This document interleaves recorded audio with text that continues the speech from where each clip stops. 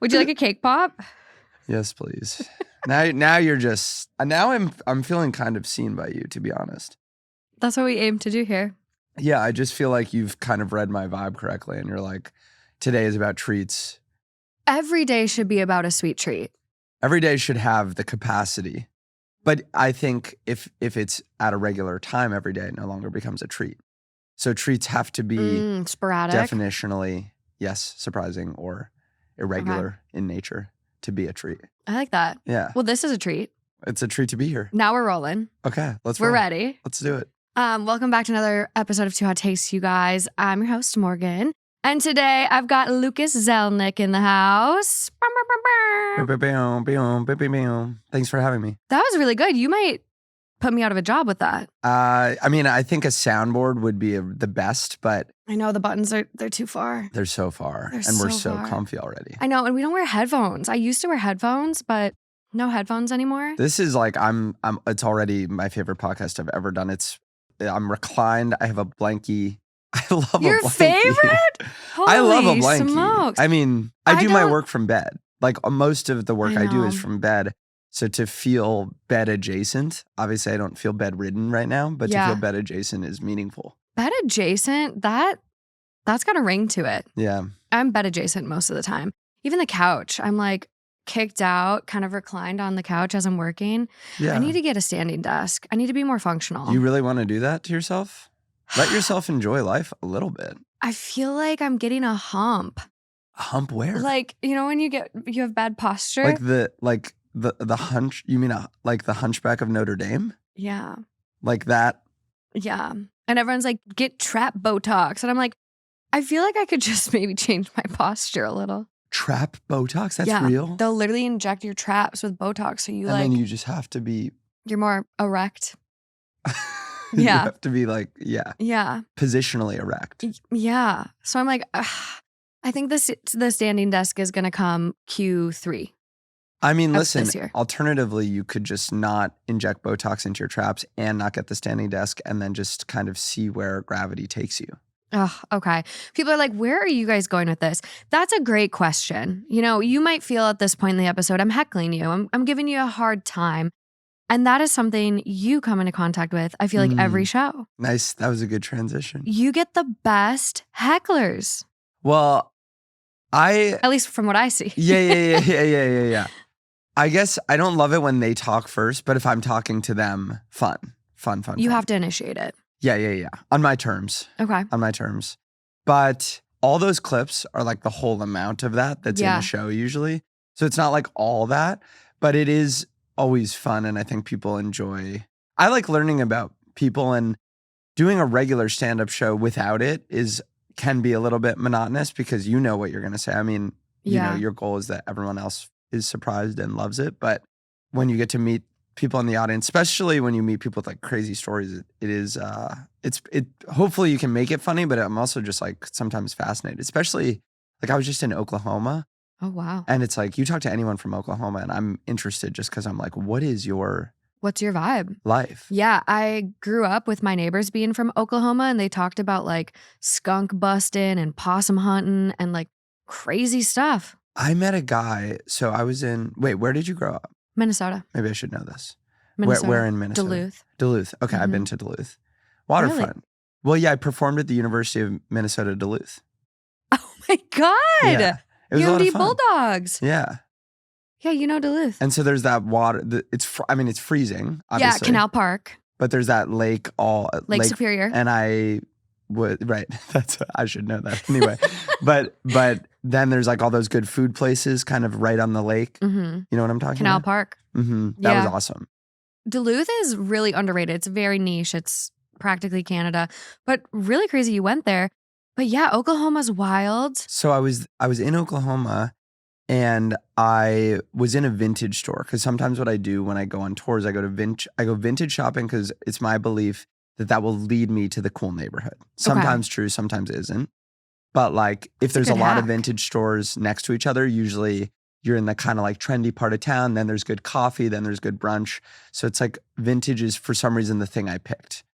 Vintage is the gateway to everything good in a community. Yeah, because I've picked good restaurants that aren't around other good restaurants, and I've Okay. picked good coffee shops that aren't around other good coffee shops, but vintage seems to be around both of those things. It's upping your odds for sure. Mhm. Okay. So I go to a vintage store and I'm looking at like, I don't know, t-shirts or something. And then I see probably a 3-month-old kangaroo hop into the door of the vintage store. Real. Wasn't taxidermied. Real I mean, it's hopping. kangaroo hopping. Kangaroo or wallaby? Kangaroo. How did they get that? Oh my So gosh. I obviously am looking for his owner, and I find the owner. The kangaroo is also wearing a diaper, and the owner's Kangaroo like, was just on its own. kangaroo was on its own, just hopping around freely in the vintage store, not even on a leash or anything. No chaperone in a vintage store is actually wild. The guy was like 2 rows down, just like hanging out. And he was like, "Oh yeah, you want to hold my kangaroo?" And I was like, "Yeah, I want to hold your Do kangaroo." you have a picture of the kangaroo? Yeah, I have a picture with me and the kangaroo. And so I end up getting to talking to Stop. him, and he is, in fact, the owner of an exotic animals ranch called HQ Ranch You in basically Oklahoma. met Joe Exotic. He knew Joe Exotic because Oklahoma is where Joe Exotic is from. And the reason why Oh all my these God. exotic animal ranches exist in Oklahoma is because of their laws. Yeah, Sorry, it's gonna take kind of the me- Wild West. Maybe if you type kangaroo in pictures, it'll pop up. That Good helps idea. sometimes. So, yep. Well, this is me on the ranch. It didn't pull the one. Okay, wait. So you got invited to the ranch? So I get to talking to him. He's like, "What do you do?" I'm like, "I'm a comedian. I'm just in town for the weekend." He's like, "I've got this ranch. Do you want to come out and see the ranch?" I was like, "Yeah." So, okay. This is my dream. This is me and a giraffe. Oh my God. First of all, like I was a little nervous when I met him. Because He was like am I very gonna tatted get up. Like I was like, murdered? I'm in Oklahoma. We had to drive, an hour out of Tulsa, Oklahoma into just, Were you in his car or yours? no, we had a rental. Okay, that's positive at least. So we drove in ours, and I was like, part of me was, I was like, is this guy like one of these like doomsday prepping white supremacist freaking like? I mean, I'm he like, could have been a Noah's Ark, modern day Noah's Ark. yeah, or like a religious thing, Yeah. or like flags with groups that I don't, that I want to stay away from. And so I was nervous, but I Ooh. get there. It's, first of all, beautiful. Zaboomafoo! It's him and his wife. They're taking amazing care of the animals. I was going to ask, I'm like, how ethical? Oh no, ethical. Like I was shocked. They do a lot of education. They do a lot of work for zoos. So they're like, Are they on TikTok? it's called HQ Ranch. Shout them out. Shout out. I told them I would promote them always because they were just so sweet to me and they took such good care of me. Oh my God, yeah. Oh my God, this is him. Yeah, that's him. That's my guy. Wow. And it was just, this is me in a Mongolian camel. Oh my gosh. I can send you You some had of the time these. of your life. Oh, it was a blast. And I had this local opener, this guy named Caleb, who was like hosting my shows out there. Very quiet guy, sweet guy, very quiet. And he hadn't said much kind of like the whole weekend, but we invited him out because we being Combined. the opener that I brought from New York, who's like a friend of mine that I bring out. Okay, cool. And then you always you kind of meet a local who's working it from I love the that. club. And I was like, yeah, do you want to come out? And then when we got out there with Caleb, he just had this like special bond with all the animals. Like he didn't say much, but all the animals like gravitated towards him in a really strange way. That's He was cool. like a silent savant. Look, this is him like He all the is, like, kangaroos were like really- flocking to him and he had this Yeah. really peaceful energy. He must have like some aura. Like that, just like Something. he's putting off some energy. yeah. Horses can hear your heartbeat from like 8 feet away. Really? Yeah, so I wonder if he's just like emitting some energy. That's super cool. Super cool. Whatever it was, I wasn't admitting it. Okay. Although this giraffe liked me. And giraffes can be mean. They can headbutt. He could whip his neck up like, wow. Yeah. Like, it was A girl in LA, hilarious. I ended up like at a promoter dinner with her and she got her nose broken from a giraffe in like Malibu. Really? Yeah. Swung and just took her out. Whoa. I know. But let's get into these stories. They're all crazy, off the charts, kind of like don't be a heckler vibe. Okay. And we're gonna see what you think about Can't them. wait.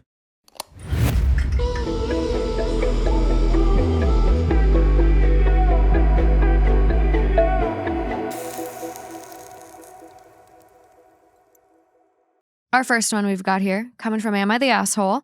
It is titled, Am I the asshole for refusing to eat my wife's spaghetti after I found out what she put in it? Last night, my wife made spaghetti, and it smelled amazing. She said she tried something new and wanted me to just eat it before asking questions. I had a few bites, and it kind of tasted off, but not terrible, just weirdly sweet and earthy. I asked what she changed, and she told me that she blended up leftover spaghetti from 6 days ago and mixed it into the sauce to thicken it. I immediately stopped eating.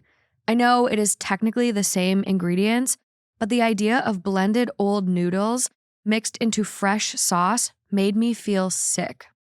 She got offended and said I already ate half of a plate, so clearly it was fine, and I was just being dramatic now that I knew. I told her that is exactly the point. I did not know. If I had known beforehand, I would not have eaten it. She said I was being wasteful and disrespectful and acting like she served me garbage.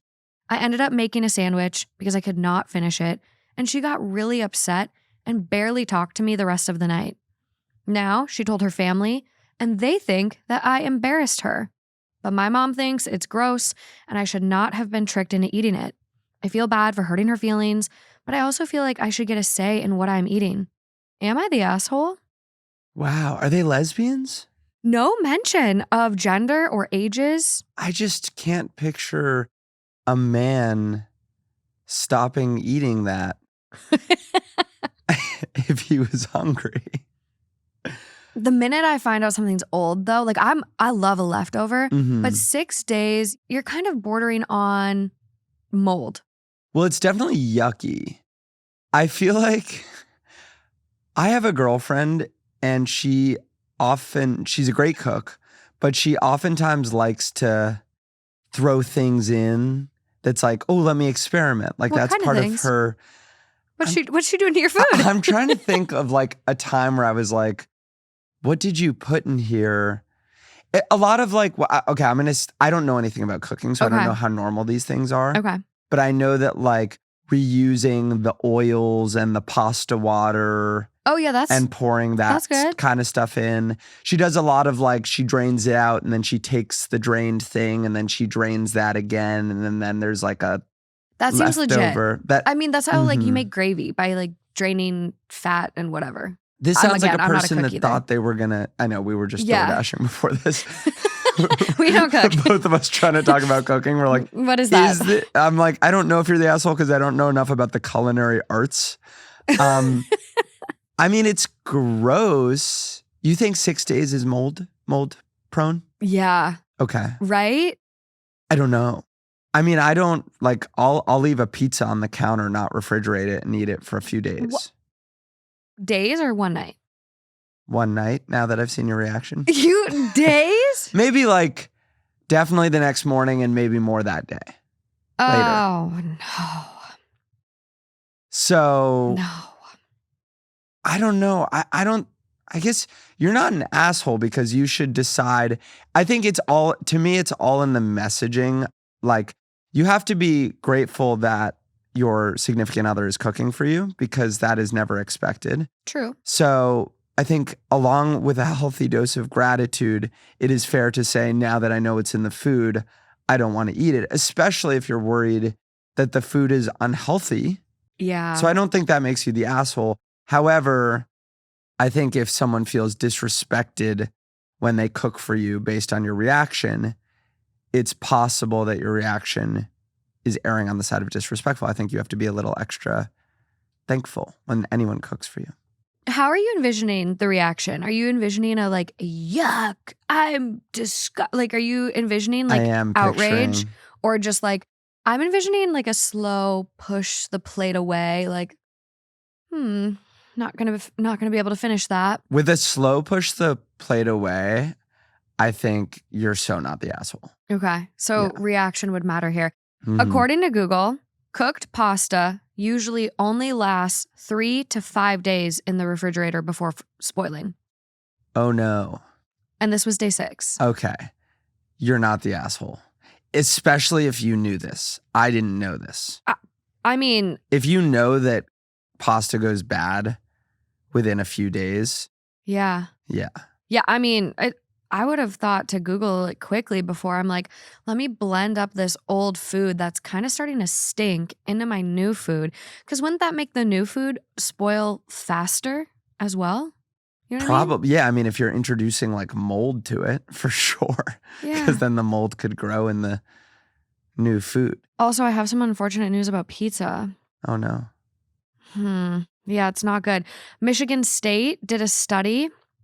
They sampled the The pizza. Spartans I don't know. or the state of Michigan? Michigan State, the school. Okay. Yeah. Michigan State. Spartans. Yeah, Go food Spartans. safety expert, Dr. Teresa Bergholz. And they swabbed pizza just 6 hours after it being out on the counter. And What was in the swab? Bacteria cultures already. Does that mean that's gonna, you know what that's gonna do to me? Make you eat the pizza right away and then put it in the fridge? That is gonna change the way that I eat leftover pizza forever. I mean, 6 hours, she says it's still like very low level, but I close the box. I don't. Like the bacteria. I think it's more like can't fly in through the box. I think it's temperature. I think it's temperature. Fuck. I know. This is like one of those things. So my girlfriend's British, and when I travel all around like America for comedy, she wouldn't want to drink the tap water in certain hotel sinks. And I was like, no, if it's like a big hotel chain, it's totally fine. Marriott's not going to let me sue them because I got sick from their tap water. I honestly don't think they're putting reverse osmosis systems in their stuff. Reverse osmosis systems? Yeah, it takes PFAS and like lead. How do you know all this about this? I don't know. I'm weird with water. I don't drink tap water. So, okay. So I start calling hotels like gradually. And asking them about their asking water? them how the water is. And like at least 50% of the time they were like, oh, don't drink that. And I was like, oh, really? Yeah, she was right. And then I was looking up like different states. It turns out like many states have water that's sort of in violation of what you'd want it to be. Yeah. Think about poor Flint, Michigan. How long they went without clean drinking water. But I thought like in my mind, I'm like, well, Flint was a national news story because they didn't have clean water. Ipso facto, the assumption is it does. But I'm from New York, so it's like New York has some of the highest rated about the tap water there. Tap water. Yeah, people are kind of snobs about New York's tap water. They're like, I can't eat bagels anywhere else because the New York water makes the bagel. Yeah. Yeah, it's raved about. I don't know. Now I'm like kind of off tap water, and then you're drinking bottles, and now you're into microplasticville. I know. Yeah, you have to get glass jugs, which they do have. But then if you look at the brand of water that's in the glass jugs, they have a class action lawsuit for like chromium or something. Oh no. It's just a whole thing. We can't escape it. So what do you do? What's your practice? Do you ignore the microplastics thing? I try to. Yeah. I try to. Yeah. They're already in my brain, clearly. I think we see that every week. You can only do so much. Sure. So it's hard, but this is why like I think colon cancer's shooting up. Just everyone's getting like yeah, I'm sicker. like always constipated. How old are you? 30. Have you talked to a GI specialist? No. I don't really go to the doctor. What do you mean? Because I find that more often than not, they tell me everything's fine. Unfortunately, you do have to advocate for yourself. Mm-hmm. It's very unfortunate. Colon cancer is a big care in the Two Hot Takes universe. And March was Colon Cancer Awareness Month. And so we talked a lot about that. And we've had a lot of listeners because of the show go and get like diagnosed with colon cancer. Really? Mm-hmm. So Not saying that's what you have, but but it's if you have stomach and like bowel irregularities, you should. Constant constipation can probably increase your risk. Do you get enough fiber? I do, but isn't fiber one of this is where I go with every health thing is like you look into fiber. They're like, okay, if you eat fiber, it makes you poo. If you eat too much fiber, it constipates you. It's a fine line with everything. So it's like, where's the balance? Where's the balance? And then I'm like, I hope that I'm just getting enough fiber. But last time I went to get a physical, my doctor, I think I was like 23. So it's been a while.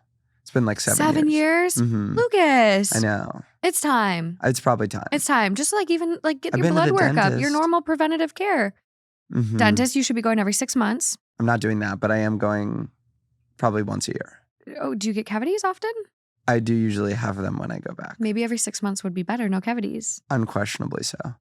And There's last probably time- so many people listening where they're like, I haven't been to the dentist in 4 years. I guess right in, like, am I driving you nuts right now, or are you feeling seen? Or maybe it's 50-50.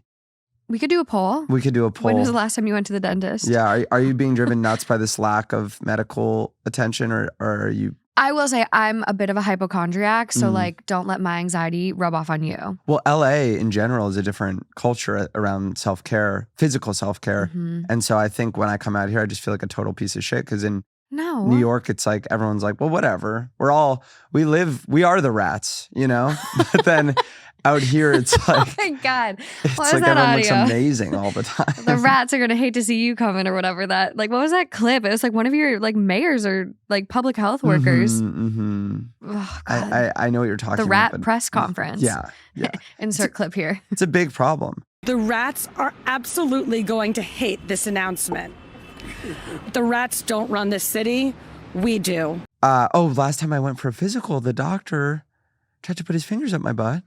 He said, I'm going to look around. Prostate I exam? said, he said prostate exam. I said, well, what is the risk of prostate cancer for a 23-year-old? He said, almost zero. I said, Let's pass then. I said, maybe we could not do this, you know? No wonder why you didn't go back. I swear to God, I go, can we skip it? And he goes, okay. I was like, are you bummed? Yeah, he is. I was like, either. He wanted to palpate your prostate. I was like, if you tell me you need to do this, you better not be like, What was the "Never medical mind." indication? Like what? What was the what? Like what was his indication that he needed to do that? I don't know. I think he just felt it would be good to start. Were you Getting me- constipated back then too? No. No. What is happening? No, I think he just wanted to see what was going on. Okay, well, And I was like, that's scary. it scared Don't go me back to that that he one. backed off of it so quickly. Yeah. Like, it's like, if you're a 'Cause you doctor knew and your I say, I rights. don't want to do this, he should go, well, really, you know, it's important to do this. But instead he was like, it's fine, whatever. he was like, we don't even have to do this. That's crazy. Yeah. Oh my God, I don't even know what to think about Freaks this. me out, man. Wow, if we have any MDs in the chat, let us know what that was about. Yeah, let us know how normal it is for a 23-year-old male to get a prostate exam. Am I the asshole? God. Is my asshole the asshole? I'm just perplexed. The spaghetti though, top comment, not the asshole. They quoted what OP said. It tasted kind of off, but not terrible, just weirdly sweet and earthy. And then they go, you want to know what that earthy taste probably was? Mold. Oh, no. Next comment down, yep. Next comment down, this is the one. You get an earthy taste in something that shouldn't taste earthy if you are tasting mold and fungus. Now I'm like, I've definitely took a bite of some earthy bread. I mean, listen, earthy is not always bad, but well, or so it is. I mean, in this I case, guess it is. oh my God. God, I'm going to leave here like a different guy I'm going to be like a germaphobe when I leave here. Well, I think this is the only like gross one. Okay, good. It's okay. Yeah. I guess, yeah, we should all take good care of ourselves. Take good You're care not of the yourself. asshole. Not the asshole. I know like people comment, they're like, I know times are tough, but like you maybe saved $2 by doing this. And like your health and like getting food poisoning is not worth the $2. You'll incur more costs than you will. Yeah. Yeah. So they're like, do not do this, people. Earthy taste would most likely be mold and rot. Rot. Not the asshole. Leftover pasta can actually make you very sick. That's that thing. If you leave pasta out on the counter, even like there's a time limit, it can have this like rare bacteria. You can like die. Pasta and rice. There's like a cool down period. You can't put it in if it's too hot, and it has to be in within like 30 minutes of it becoming room temperature. This is like the food safety stuff. They don't teach us, and they really should. I guess I would rather they not, because I would like never function. Like, it's like the tick. Have you heard of the tick that if it bites you, you get Lyme. allergic to red meat forever? No. There's a tick, and you can look it up, but if it bites you, it's in the Northeast, like common. Is it a version of Lyme disease? I think It's certainly. It's called alpha gal syndrome. It's from the Lone Star tick. Mm-hmm. Potentially life-threatening allergy to red meat and dairy. For the rest of your life. Oh, that's really tough. And I love a steak. Yeah. That's crazy. That's scary for me. That's like a big piece of my food triangle. Yeah. Wow. Okay, we're going to stop giving you guys nightmares and new things to worry about and move on to this next one. Okay, this one is coming from Am I the Asshole? It is titled, Am I the Asshole for drinking the beers I brought to a party, even though it was more than people were allowed to drink? I, 30s male, am in a graduate program where most of my classmates are either fresh out of college or have had 1 or 2 years since graduating. I was invited to a party by one of my classmates, early mid-20s male. He said everyone was going to bring a 6-pack of beer and we would all swap and try each other's. My partner, 30s male, came with me, but he said he didn't want to drink because he wanted to work on something the next morning. My partner and I both chose a 6-pack of beer to bring. Nothing fancy, just 2 types of IPAs. We showed up and hung out and had a good time. I thought. Everyone put their 6-packs on the table and everyone would just walk up and grab one when they needed another drink. I ended up having 8 beers that night. My partner didn't have any. But then my classmate who invited me got mad because I had 8 and we were only allowed 6 each. I said that since my partner and I brought 12, it was okay that I drank 8 because my partner didn't drink any. Like, as a couple, we brought more than we drank. But my classmate told me that was bullshit and asked me to pay for the 2 extra beers I drank. Am I being crazy or is this whole thing unnecessary? You're not the asshole. You're just an alcoholic. You 8? Ended up having 8. Who blinks and is 8 beers in? I mean, we don't get a mention over how long it was. It would have to be But so long for 8 beers to go down without noticing. see, and then I'm like, this is how I know, like, I'm not maybe the best response on this because I'm like, I'm from the Midwest and people there will bring a pack of Natty Light and just. I'll have 8 beers, but that's behavior when you're trying to get shit-faced. It's binge drinking for sure. Yeah. And they're IPAs, which have like a higher alcohol content usually. You're drinking like 8 hamburgers. Like those are meaty beers. Yeah. Yeah. Okay. Yeah. But I will say, overall, the concept, regardless of him being, maybe having a drinking problem, I think there is a little bit of injustice here. Oh, there's great injustice because if you bring 12 beers and you drink 8, you should never be on the hook to pay. No matter what the formulation of the party is, that makes no sense. What about those 4 other beers he left behind? Yeah. What about that? Are you going to pay me for the 4? Yeah. I'll pay for the 2. Those. In fact, let's make a deal. You have those 4. Yeah. And we're even. Like what? What? No, that doesn't make any sense. I'm like, are they just. They might just hate you. Yeah. They're kind of like, I don't know. They're heckling, but like just kind of like mentally fucking with him a little bit. Are you leaving out the part where you were so drunk that you punched a hole in the wall at this guy's house? I know. I'm curious if there's other You're context. like, am I the asshole because I have 8 beers? Sure, there's a couple hours of the night I don't really recall. And then everyone's mad at me the next day? Feels like it's about something else. If it's just about this, no way you're the asshole. But it can't be just about this. I'm There's like, no maybe it's an fucking way. age thing though. They're kind of younger, 20s. He's mid 30s. But everyone's, this is a graduate program? Mm-hmm. Everyone's getting an advanced degree. I'm surely. You think they could count. Yeah. And understand. You'd think this wouldn't be a contentious issue if everyone's paid for a 6-pack. They've paid for 2 6-packs. Some people can't do basic math. Going on here. Some people cannot do basic math though. I'd be curious what kind of graduate program it is. Is it like anthropology? Let's see if we have any comments from OP. The top comment is not the asshole. First of all, that's a ridiculous level of bean counting for a party set up in this way. Agree. Secondly, couples' contributions do count together. But never mind any of that. I would just tell this guy, Okay, I don't agree with this, but I'll be the bigger person and give money to whomever ended up short. Oh, and by the way, partner brought 6 and drank 0. So when should he expect to get his money back and from whom? Ooh. Yeah, someone responds to that and goes, oh, devious little creature. I love this. Yes, the partner should definitely get back money for 4 beers if they want to tango this way. Okay, let's see if there's any comments from OP here. Don't know where this guy's coming from. Maybe he's still drunk. LOL. Yeah, this whole thing's weird to me. Like, okay, if you want to be mad I drank too much, that's your prerogative, but it's not like you're the one who paid for it, ? Yeah, that I agree with. It's like if this is about something else, then tell him. If you're mad he drank too much because this was a 6-pack party, well, admittedly, if this is a 6-pack party and everyone's supposed to have 6, 8's not crazy.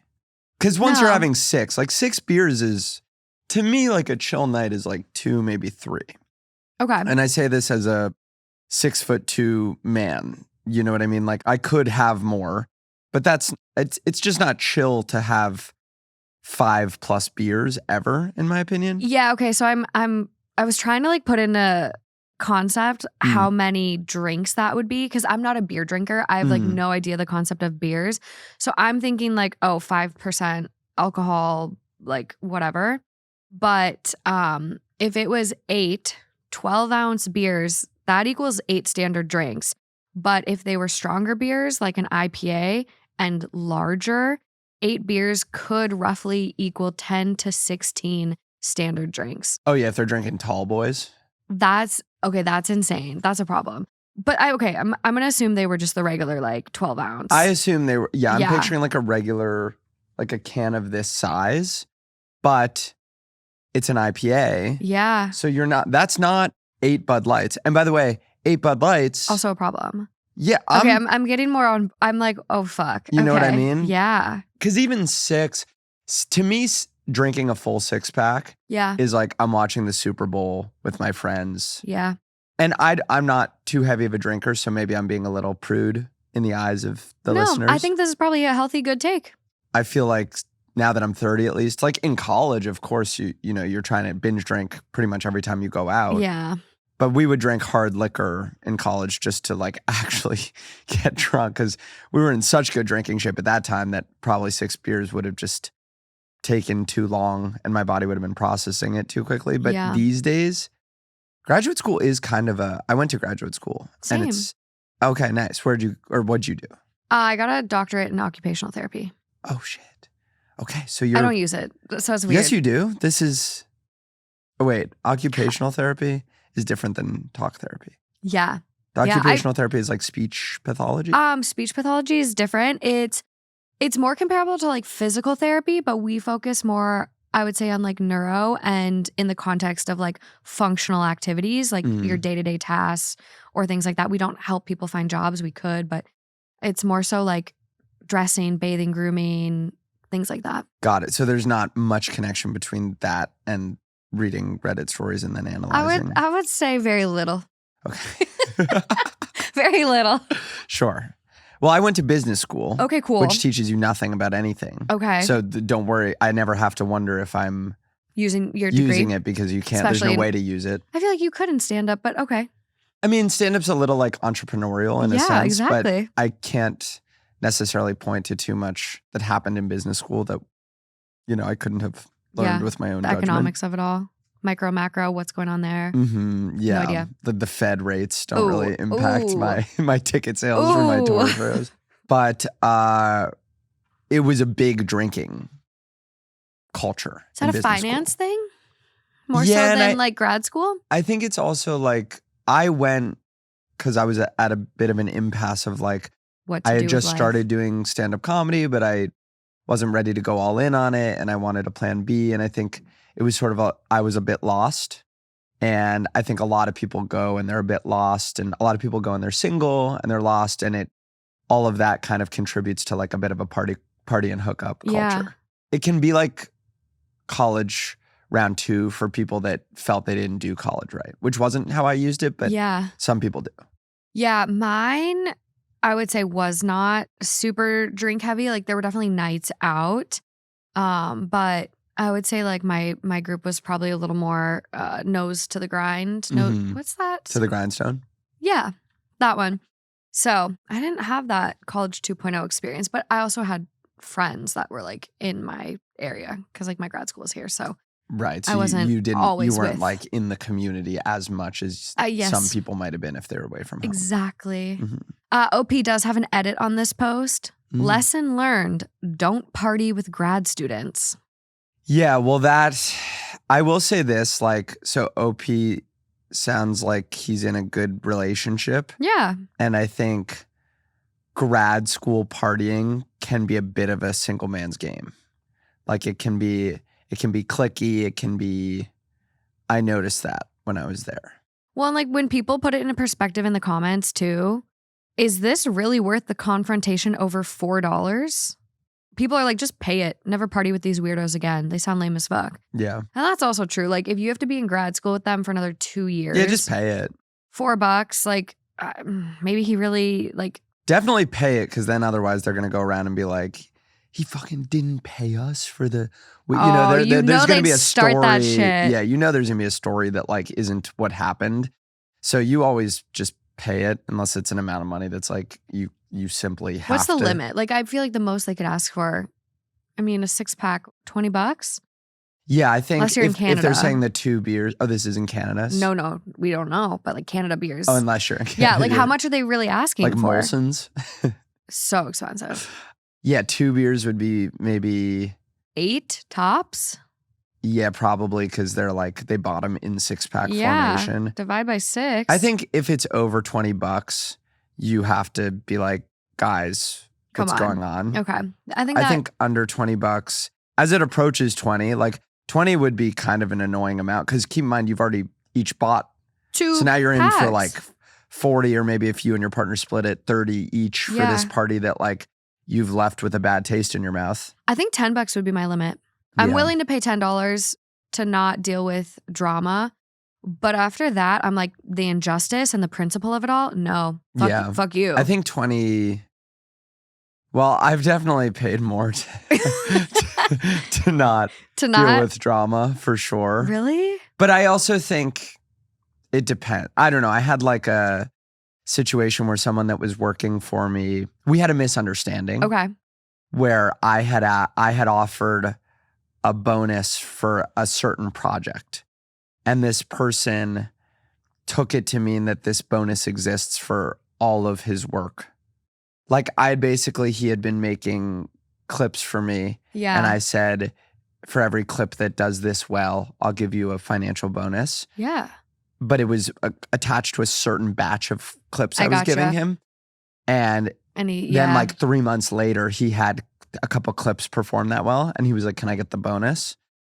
And I was like, you know what? You can. Because I was like... a little bit of a miscommunication maybe. Yeah. I was like, one, I don't think you're acting in the wrong. And also I'm like, you did get the result that I was attaching a financial bonus to.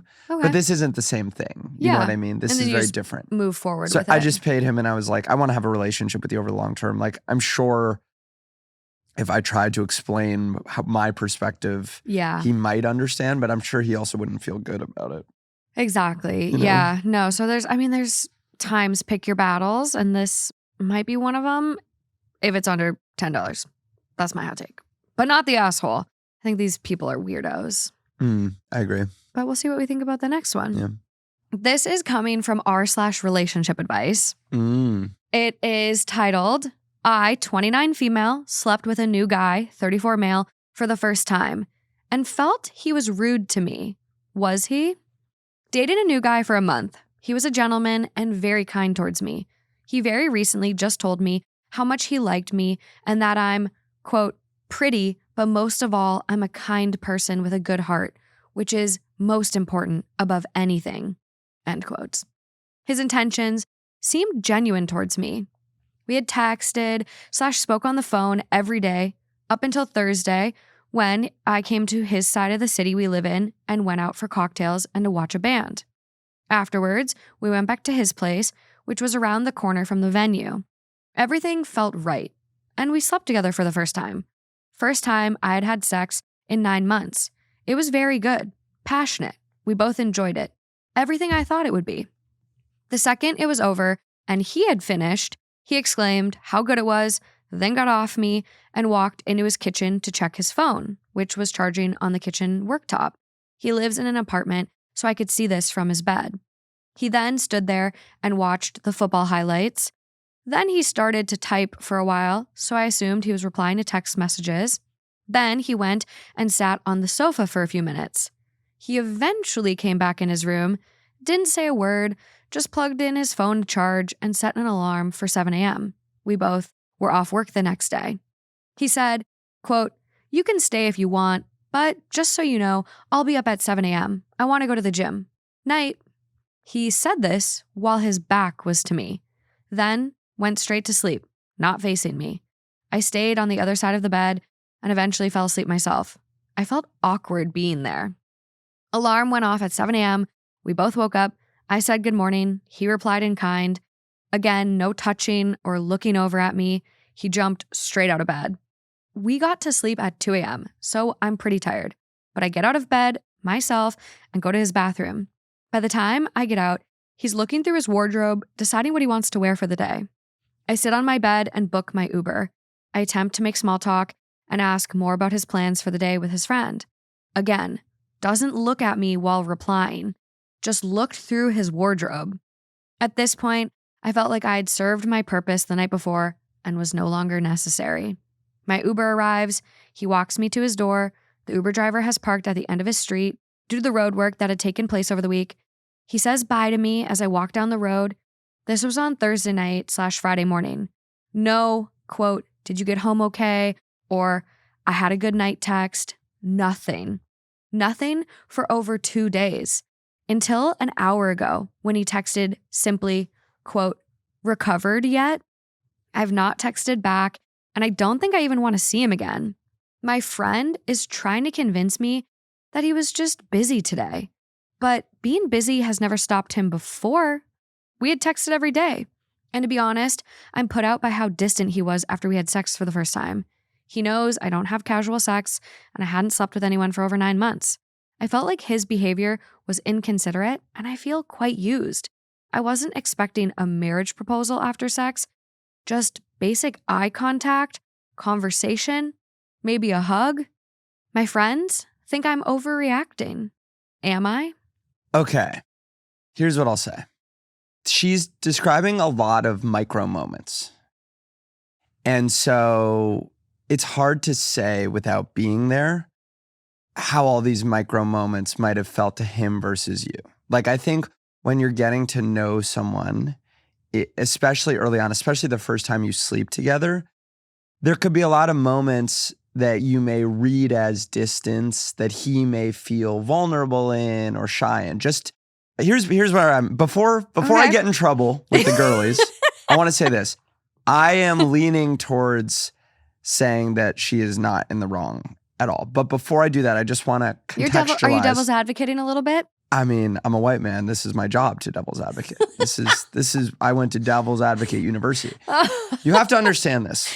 Ladies, ladies, quiet down. It's man time now. Ladies, let me mansplain this for you. Let me explain something to you. No, but this is important to know. Okay. First of all, he should have texted. I think he should have texted that day. Yeah. So I don't think you're overreacting in that regard. I think it's the polite thing to do. Did you get home safe? Any of those. Yeah. I think waiting 2 days is rude. I think waking up at 7 a.m. is a little psycho if it's not normal for him.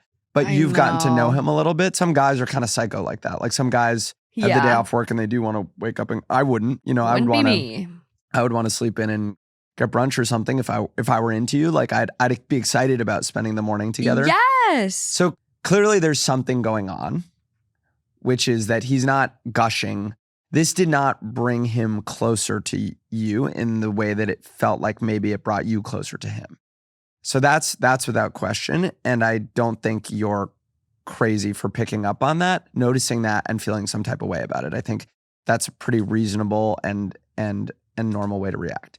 The one thing I will say is when you come as a man, we do not unlock physiologically the same feelings that women you do. I'm assuming this woman didn't come because it's the first time they had sex.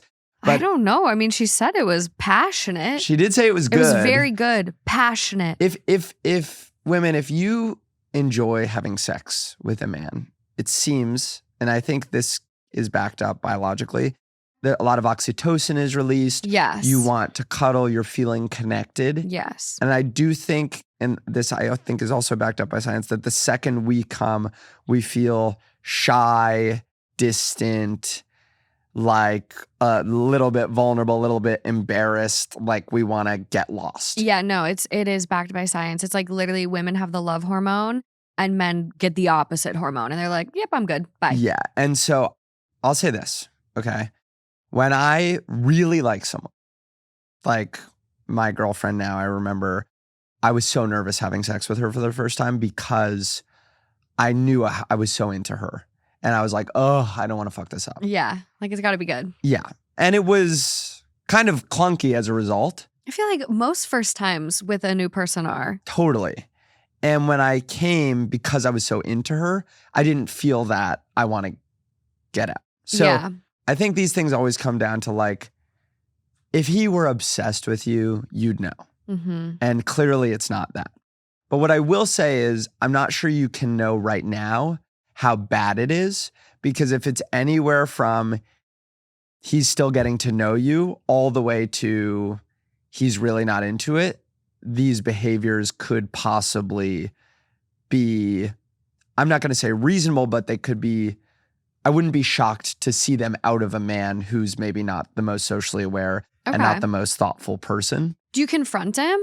Because I agree. I don't think she's overreacting at all. My instincts say he was just looking for sex and you kind of got love bombed in all of this. I mean, the line here, it's a beautiful line. Beautiful line. I mean, who doesn't want to be told this? You're pretty, but most of all, I'm a kind person with a good heart, which is most important above anything. Like, wow. Okay, Mr. Darcy. Like, okay. But I'm like, was that real or was that just to get in my pants? Because then once you did, you're like, okay, take it or leave you. I think she said that she doesn't like to have casual sex. Mm-hmm. From what I'm hearing, this is a pathway to casual sex. It's giving, let me put you in the friends with benefit box. Yeah, especially the texting pattern. Recovered yet.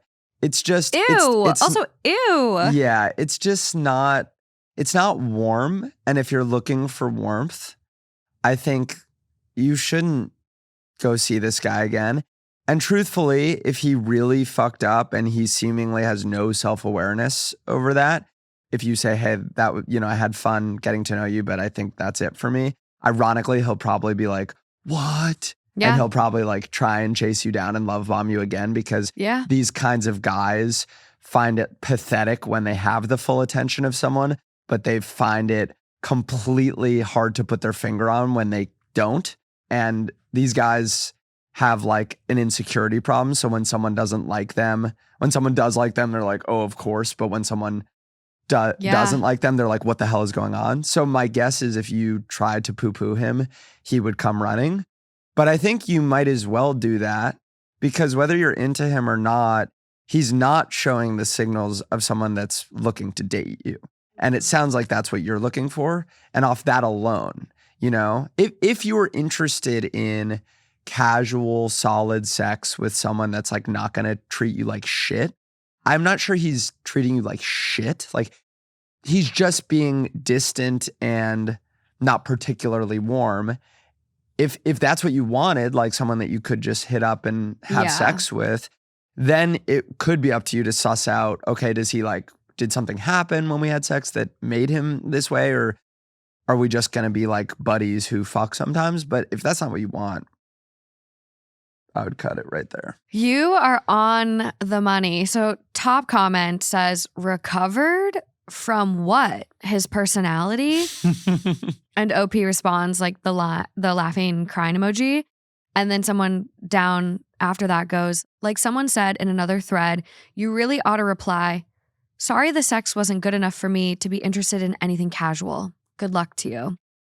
Okay, well that's That is some wild. It was kind of on similar to what you were saying. Yeah. That's what you're thinking, but you don't have to say that to this fucking guy.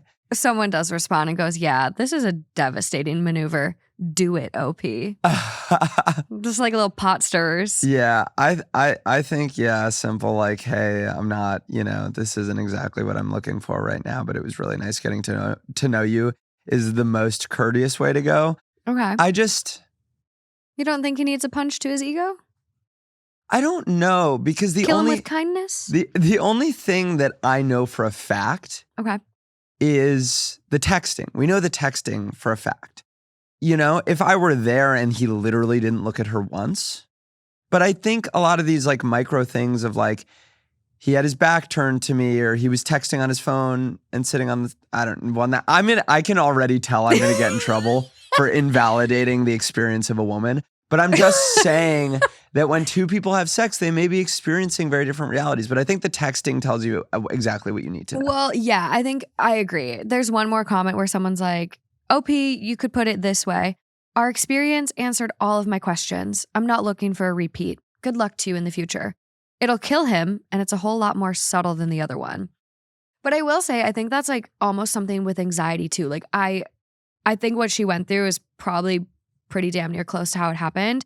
But maybe, she had anxiety after. Like, was it good? Is he still into me? And then she's looking at the micro like things in this experience and it's like, oh my God. Like, I feel like anxiety can do that to a person. Like, you go to a family event and your partner isn't holding your hand as much in front of family and you're like, oh my God, is he mad at me? It's like retroactive. And then you just spiral or so maybe that happened because like sex, especially if you're not into casual sex, is like very vulnerable. Yeah. And so she could have, gotten one thing and spiraled, but overall looking at it, I'm like, no, he went to the kitchen immediately after he hopped off her, climbed off her, whatever she said. No. I mean, I think without question, like this is not the behavior of a guy that you're going to want to be dating for sure. No. What I will say this though, this is the last thing. Okay.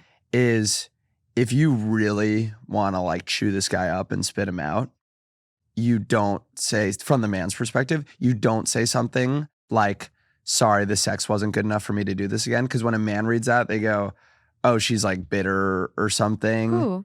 That what you do is you act sweet as pie. You go, oh my God, it was so great getting to know you. I just, I really am like, I just don't think we should hang out again.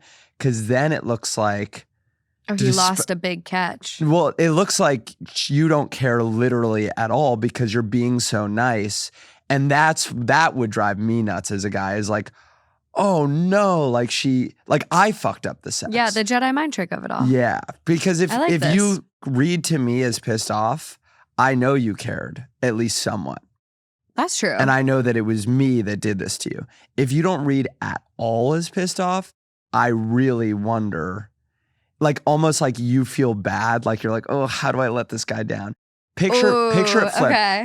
Picture what would be the message you sent if you guys had sex and this guy was so clingy, the sex was bad, and it was like a total turnoff. What would be the message you would send then? Send that guy that text, and you will make him think about you for the rest of his life. But do not go back down the road. Like, but don't fuck that guy again. You can't like then get love bombed again and go back down the road, which can happen. Like, I went through the most horrific friends with benefits situation, and like it went on for 3 years. Like, it was brutal. And like it started, I visited him in Germany and had this horrible like last day of the trip where like I was like, this guy's an asshole.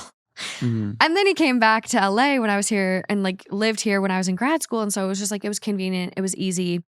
And it literally took me meeting my partner and being like, oh my God, it actually feels great when you're treated nice and someone likes you. Mm-hmm. I'm like kind of like reminiscent of this guy. Like, yeah, there's road work on the street, but the fact he didn't walk you to the Uber, like, yeah. I'm just fair like, enough. Chivalry is dead in this man. And like thinking about my partner now, it's like he would have walked me to the Uber. He would have actually probably called me the Uber or driven me home. And like, I'm just like, find someone that likes you, because when you do, It feels really nice. Yeah, don't go back to this well. Don't go back to this well, especially unless you know exactly what this is and you're okay with it. Yeah. Which it doesn't sound like you are. No. But on the message front, if you really want to fuck up that guy's day, I like this tactic.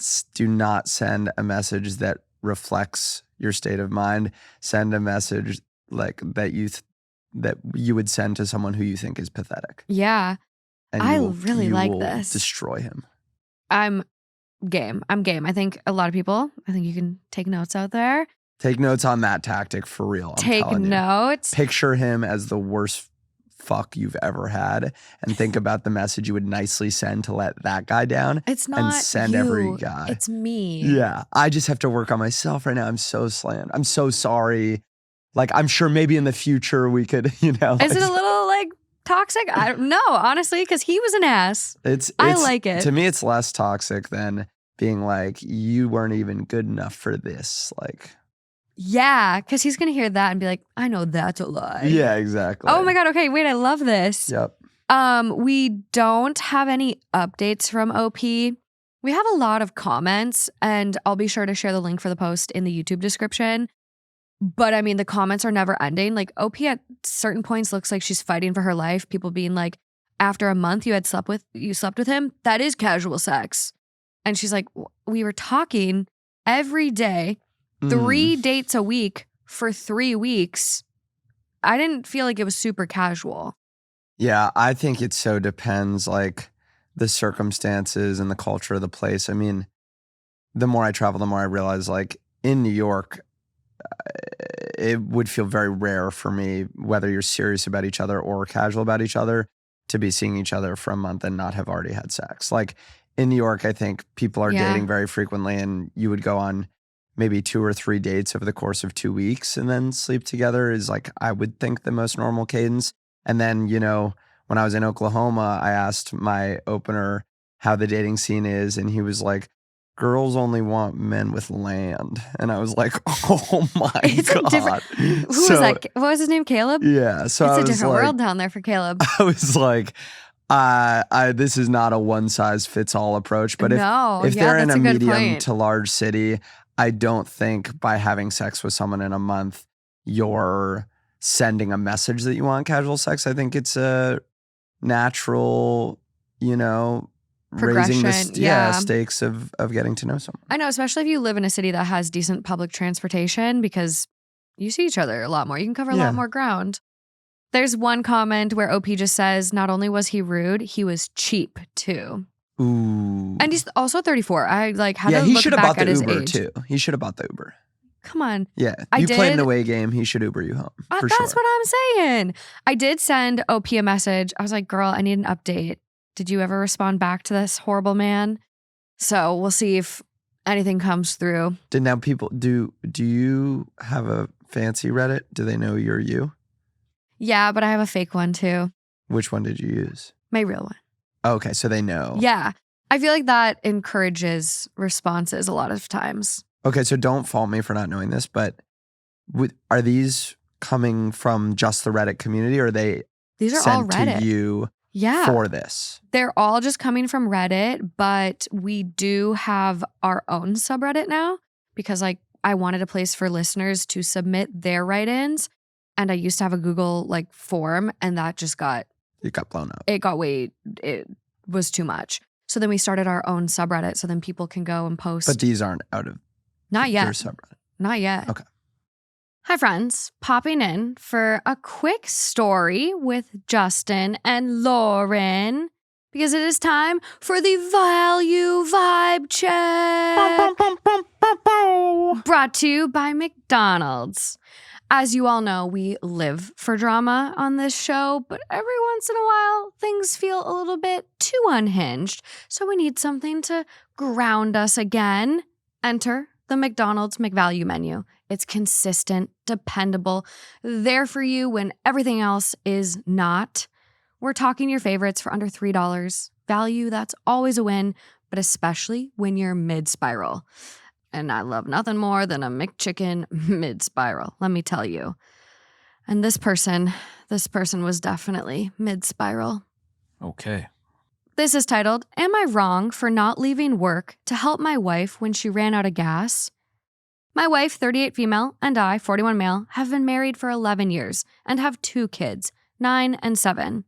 I work full-time and she works part-time while also doing online classes to finish her degree. She dropped out of college after 2 years and now wants to finish. She has ADHD and anxiety, and if I'm being honest, sometimes it feels like our entire lives revolve around her symptoms.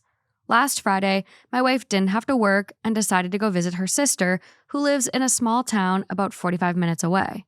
She didn't tell me she was going, so I was very surprised when she called me shortly after noon. She was obviously upset when I answered, and between sobs, I was able to make out that there was an issue with the car. Eventually, she calmed down and told me that she ran out of gas in the middle of nowhere and didn't know what to do. Because she hadn't told me she was visiting her sister, I was very confused and had a lot of questions, which only made her more upset.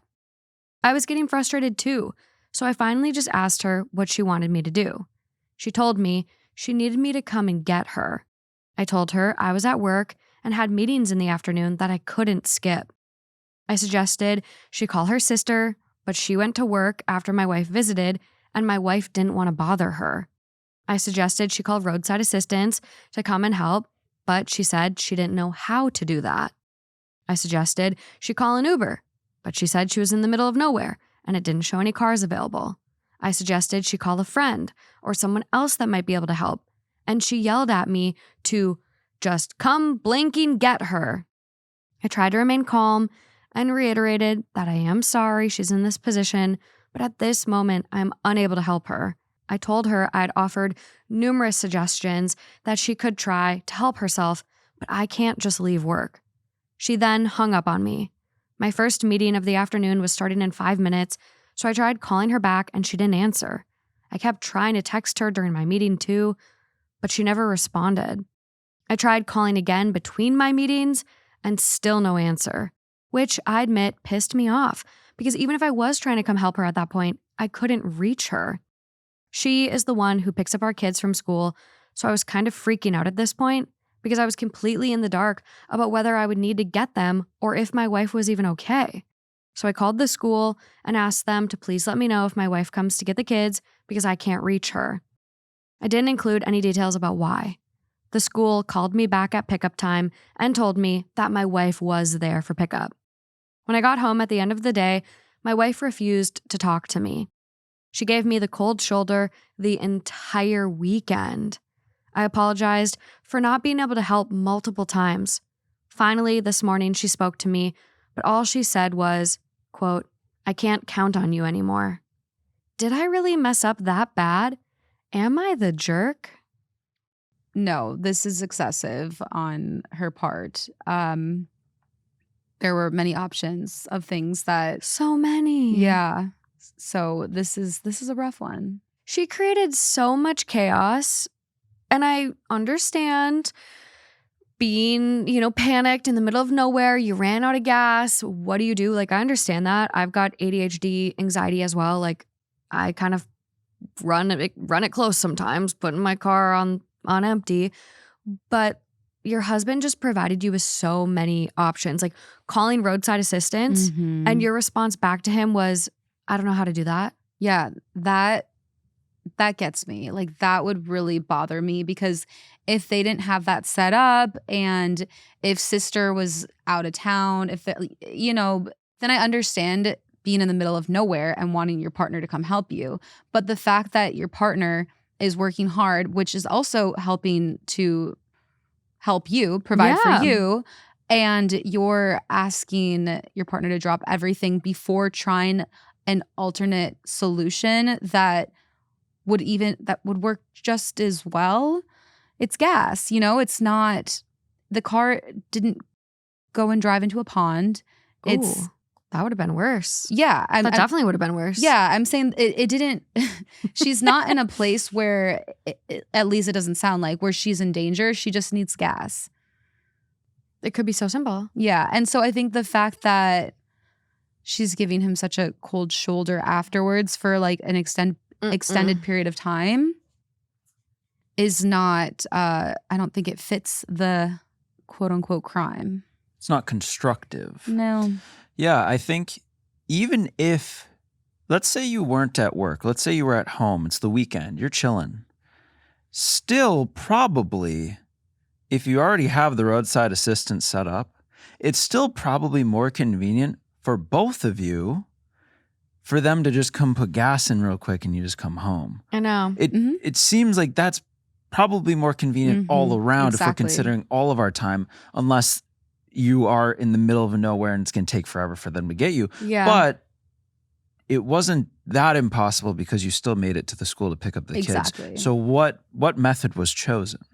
I completely agree with the both of you. Also, looking at the way he got ignored, stonewalled, like, ma'am, it does not need to be that big of a deal. You ran out of gas. That was on you. And maybe Yeah. the car didn't beep at you. Sometimes they're quiet and sneaky. I get it. But that is still on you. So to freak out and create such madness and spiral out to where you don't talk to your husband all weekend, insane. I also don't know how people get away with that. Like, I couldn't get away with that even if I wanted to. Like, my kind of a side note, but like my partner would literally not leave me alone. He would just be like, "Can we talk? Can we talk? Can we talk?" Like, I don't know how people get away with this. Mine? Yeah, no, literally. That's exactly what I was thinking. Yeah, the like, birds. I literally couldn't like cold shoulder him for a weekend. Yeah. Even if I wanted to. I mean, it's so unhealthy. When you're just taking it so far, right? I mean, you can be upset about the one instance that this happened, but you can't take it to, I can't depend on you. Because now we're casting this huge thing over the entire relationship of, I can't depend on you. Yeah. After you've probably been able to depend on him many, many, many, many times before. Yeah. So the one time that you made a mistake and it wasn't convenient because he's at work, has meetings, and you're far away, it doesn't mean you can't depend on him, and that's a low blow. I feel like she could have been hangry in that moment too. She could have just been so hungry, and that was the straw that broke the camel's back. But it still doesn't excuse the behavior. That is when you go and get yourself a McChicken and McChill. There is a comment here that says, need more info. Did she ever explain how she resolved her issue? How did she get the car working again? How did she pick up the kids on time? Where exactly was she when she called? And OP responds, she has not given me answers to any of those questions, and I've asked multiple times. What's the point? Why? Let's Why? move Why past isn't she this. telling him? I'm kind of curious because this move, is this to teach him a lesson so that he never does this again? Or is it just like so angry that you just can't get yourself to speak to him? Or is she 'Cause embarrassed and it's an ego I don't know, thing? because like I think about it and like I get really angry sometimes, but being angry for like a whole weekend, like that hard to hurts. do. That's a lot of That effort. hurts me. Like that hurts me. Where Yes. it's like I don't want to feel that angry for that long. And so I'm just curious if like she really couldn't help herself, or if she was like, no, this is gonna teach him a lesson so he never does it again. I feel like it's an ego thing. I feel like it is teach a lesson. Yeah. Top comment, not the asshole. Your wife just proved that she was in fact able to deal with the situation herself. I have zero patience for adults who can't manage situations like this. A, it was of her own making, and B, there were so many options for solving it. And dropping everything to go save her, that just enables her dysfunction further. It teaches her that she doesn't need to be responsible for herself. What if she never actually feels supported from him in a time, like in general, and it's been building up, where in terms of like his language, maybe, you know, maybe like when she's sad, she feels like he's really dismissive, and this was finally like the last straw for her, even though it sounds ridiculous to us. What if she's just was like, if he hears me crying scared on the road, will he actually help me this time? And he didn't. And then she's just like, screw it. I don't know. That would be pretty diabolical if it was a test. Of course. Yeah, and I feel like it'd be mentioned. If it's a pattern, when people write these, it would say, and this is just another thing in the string of this happening many times. Whereas it's not so much we need the other side's perspective to gain that. I feel like it would be part of it maybe. Yeah. It wouldn't be so isolated. Right. Yeah. And I mean, this is just like, I'm just throwing Yeah, stuff no. out Yeah, there. we can but advocate, interesting. you know, a little advocation for the other side. It's not even like, I wouldn't even call it advocating. It's just kind of more of like, I'm just curious because we were talking about it a lot lately about like, when we listen to these stories, we're always curious what the other side would say. And like, how would she write this in? Would she be like, I've been begging him for 5 years to just show me any ounce of support rather than just question me and be like, well, why were you out there anyway? I just want him to be like, hey, like, let's talk this through, like deep breaths. We can do this. And like, maybe Yeah. Mm-hmm. You're trying to rationalize why it got so crazy right. when it didn't need to be. Right. Was it inconvenient?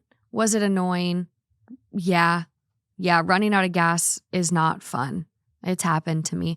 I drove an old car and my gas gauge was broken and I thought I had gas and I didn't.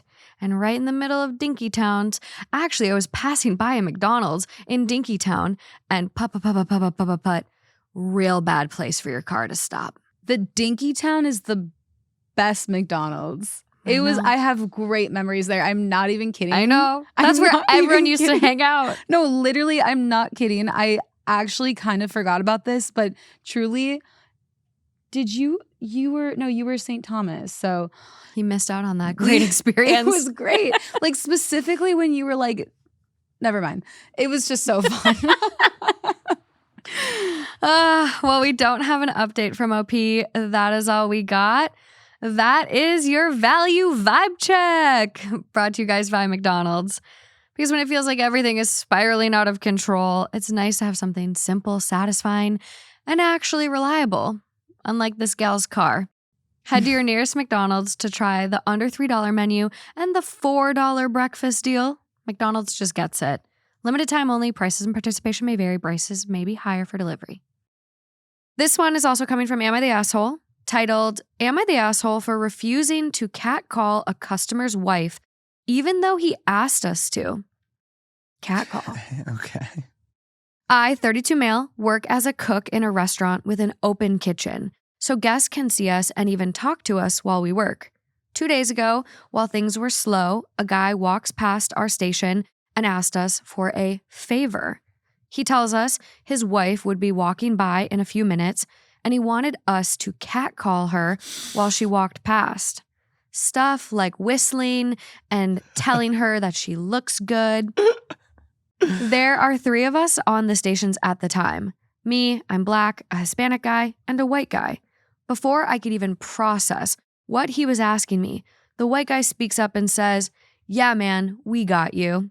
After the customer left, me and the other cook approached the white cook who had agreed and told him we were not comfortable with what he had agreed to do and that we were not going to do it. He got mad and said we already agreed, but we reminded him, no, we didn't. He agreed. Before he could reply, a server came and told us the guy's wife was about to walk by. I guess the server who took him to his seat told the other servers what was happening. A few minutes later, his wife walks by, and honestly, she was gorgeous. She was basically walking like she was on a runway, and it was pretty obvious that she knew what her husband had asked us to do because she was smiling the whole way to her table. But only the white cook who had agreed was whistling and cheering. Me and the other guy just stayed quiet and kept working. Once she sat down, the cook who did it and some of the servers who knew about the plan actually got on our case. They said we were spoil sports and made the whole thing awkward by not joining in, but I just didn't feel comfortable as a black man catcalling a white woman in a public space and felt it was totally different situation for me than my white coworker.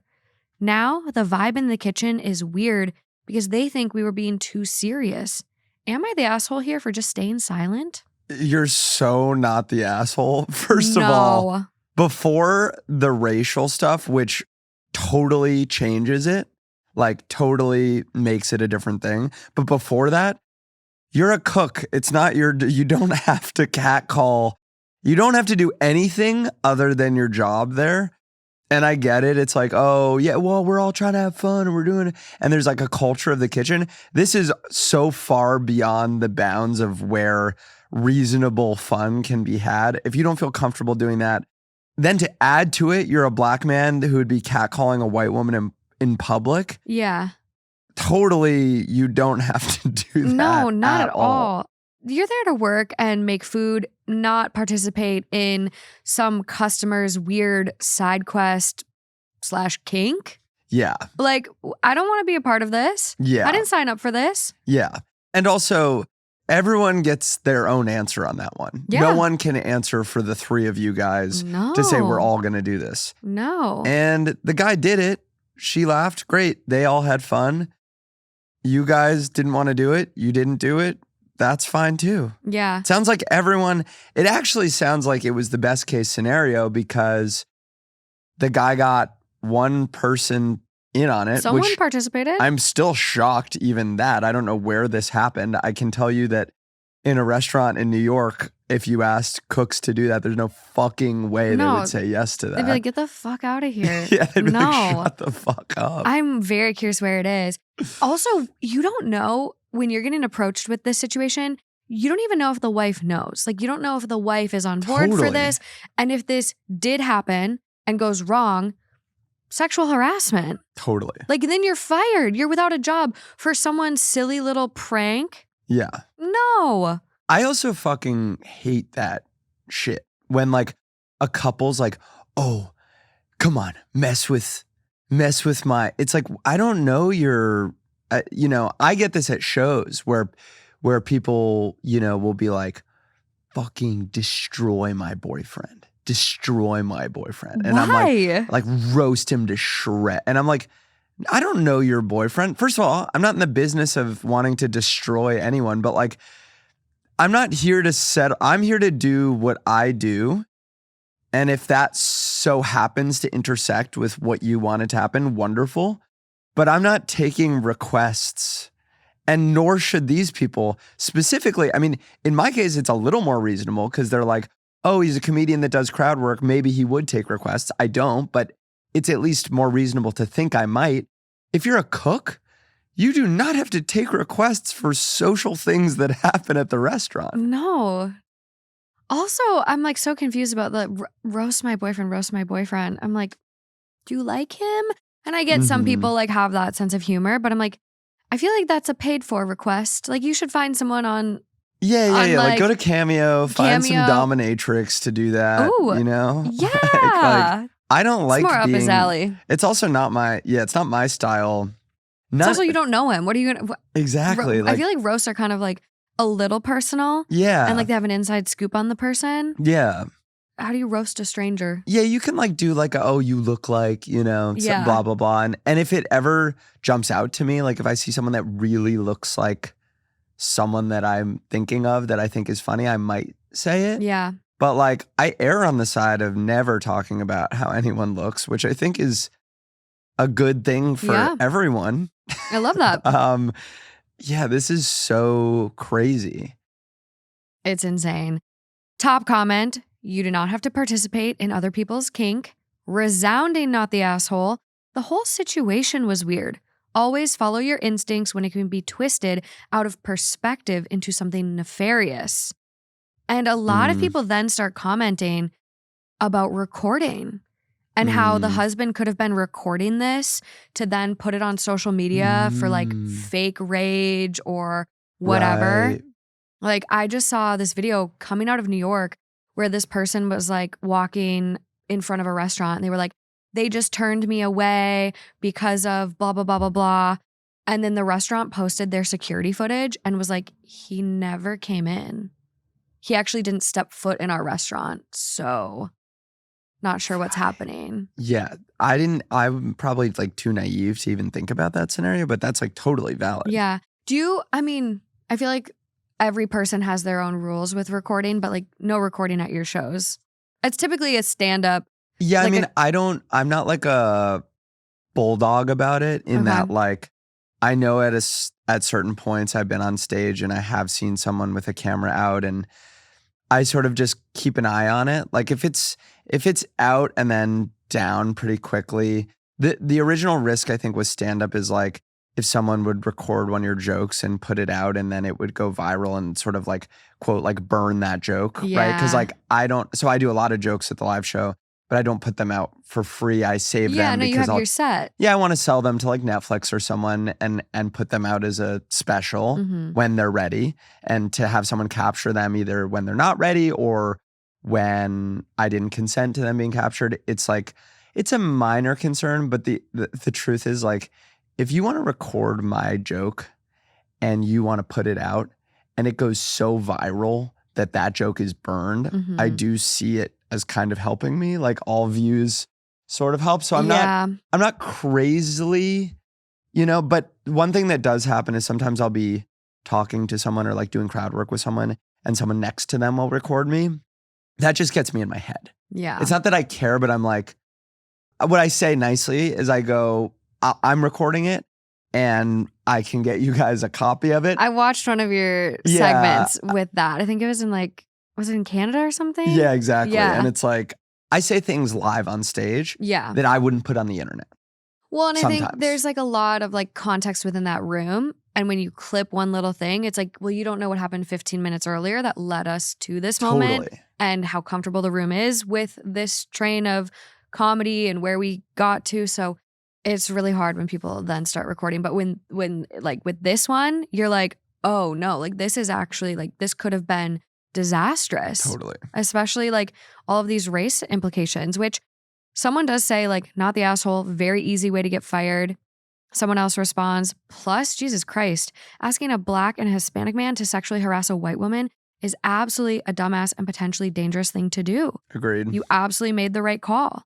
Plus, you probably feel this way being, the public facing nature of what you do similarly, but like you probably give more thought to being recorded, being paid attention to in public, how you act in public.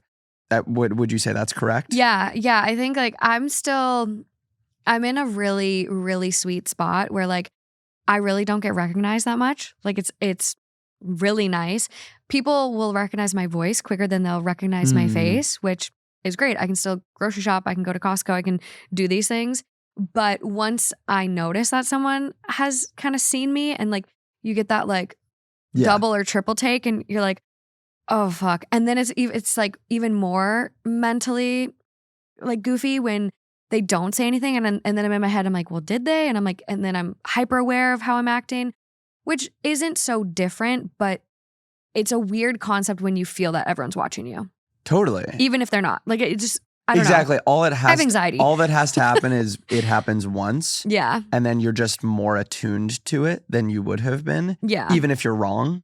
It's still the feeling that it might happen, but that causes you to be more thoughtful about these things probably. Like absolutely. In my instance, I'm like, if I'm at a restaurant and I think the service is bad or someone's being rude to me, I do think about the fact that it's like, in addition to you should always do the right thing, even when I'm frustrated or having a bad day, I try to remember that in addition to doing the right thing, it's best to just ignore and keep a low profile. And I know, but the people that don't have jobs like these probably don't give these things a lot of thought. And then it's like someone puts you on the spot. And this is an easy thing that he could have been like, yeah, okay, whatever. Just like to placate him. Exactly. And not make everything uncomfortable. But like, it's so sad that like him standing his ground is getting him all this flack and like, you're actually a conflict. Good guy for saying yes. no. Like it was a smart snap decision to immediately go, absolutely not. Overall vote on it is not the asshole. Yeah, you killed it. There's no update. It's 19 days old at this point in time. We don't know where it is. It's just kind of that's where it ends. That's where it ends for us. Also, I feel like you have a pretty high emotional intelligence. I do? Yeah. I'm still reflecting on the fact that I'm going to get killed over what I said about the fuckboy guy. I think you're fine. I think I'm going to get killed. Well, here, I'll give you another opportunity to make amends. The guy was a dick. He's so scared, you guys. Be nice, okay? The guy was a dick. Nice. No, I really do think the guy was a dick. I guess I'm just saying that when people are meeting each other and they're dating early on, everyone is overthinking what's happening and looking at the small stuff and wondering if there's meaning ascribed to it. And sometimes there is and sometimes there isn't. That's my take. But do I hear often that I have a high emotional intelligence? I do hear that often. Okay. I like that. I can see it. I do think I'm a little bit more logic oriented than I Okay. should be in terms of Business relationships. school maybe did that to you. Numbers. Yeah, like a lot of times when I have fights in my relationship, it's about the fact that I'm sort of trying to walk out the logical steps. And sometimes it's not about that. It's about how someone's feeling. Whether or not you get on board with their rationale, it's kind of irrelevant. So I come up short sometimes in that department. But Self-awareness though, like, I mean, even your self-awareness, you're like, I try to do this, which I know like isn't what's needed in that moment. It's more about the feelings. Like, I mean, you're saying it, so which means like you're aware of it and working on it. yeah, working on it. We all fall short from time to time. Yeah. No one's going to have a perfect response 100% of the time. It's so interesting because like in my relationship, what we need from each other are the opposite of what we need for ourselves. Mm-hmm. So like when something like really pisses me off, I want my girlfriend to call me and be like, hey, it's not a big deal. Yeah. You're going to get through it. It's going to be fine. She doesn't do that because what she needs for herself in that circumstance is the opposite. So when Is she calls solution me, based? what? Like, have you ever heard like the question you should ask someone, like, do you want a solution or do you want comfort? Yeah, exactly. And like she's solution based. No. She is emotion based. So like, Okay. so if she calls me and she's like, this fucked up thing happened. Yeah. The last thing she wants is a solution. The thing she wants is me to go, you're right, that is so fucked up. That's what I want. And how yeah. you're feeling is absolutely valid. Yeah. And what I want is for her to go, forget about, it's not a big deal. It's going to be solved this way. Sometimes what she does is she reacts the way, she treats me the way she would want to be treated. And I treat her the way I would want to be treated.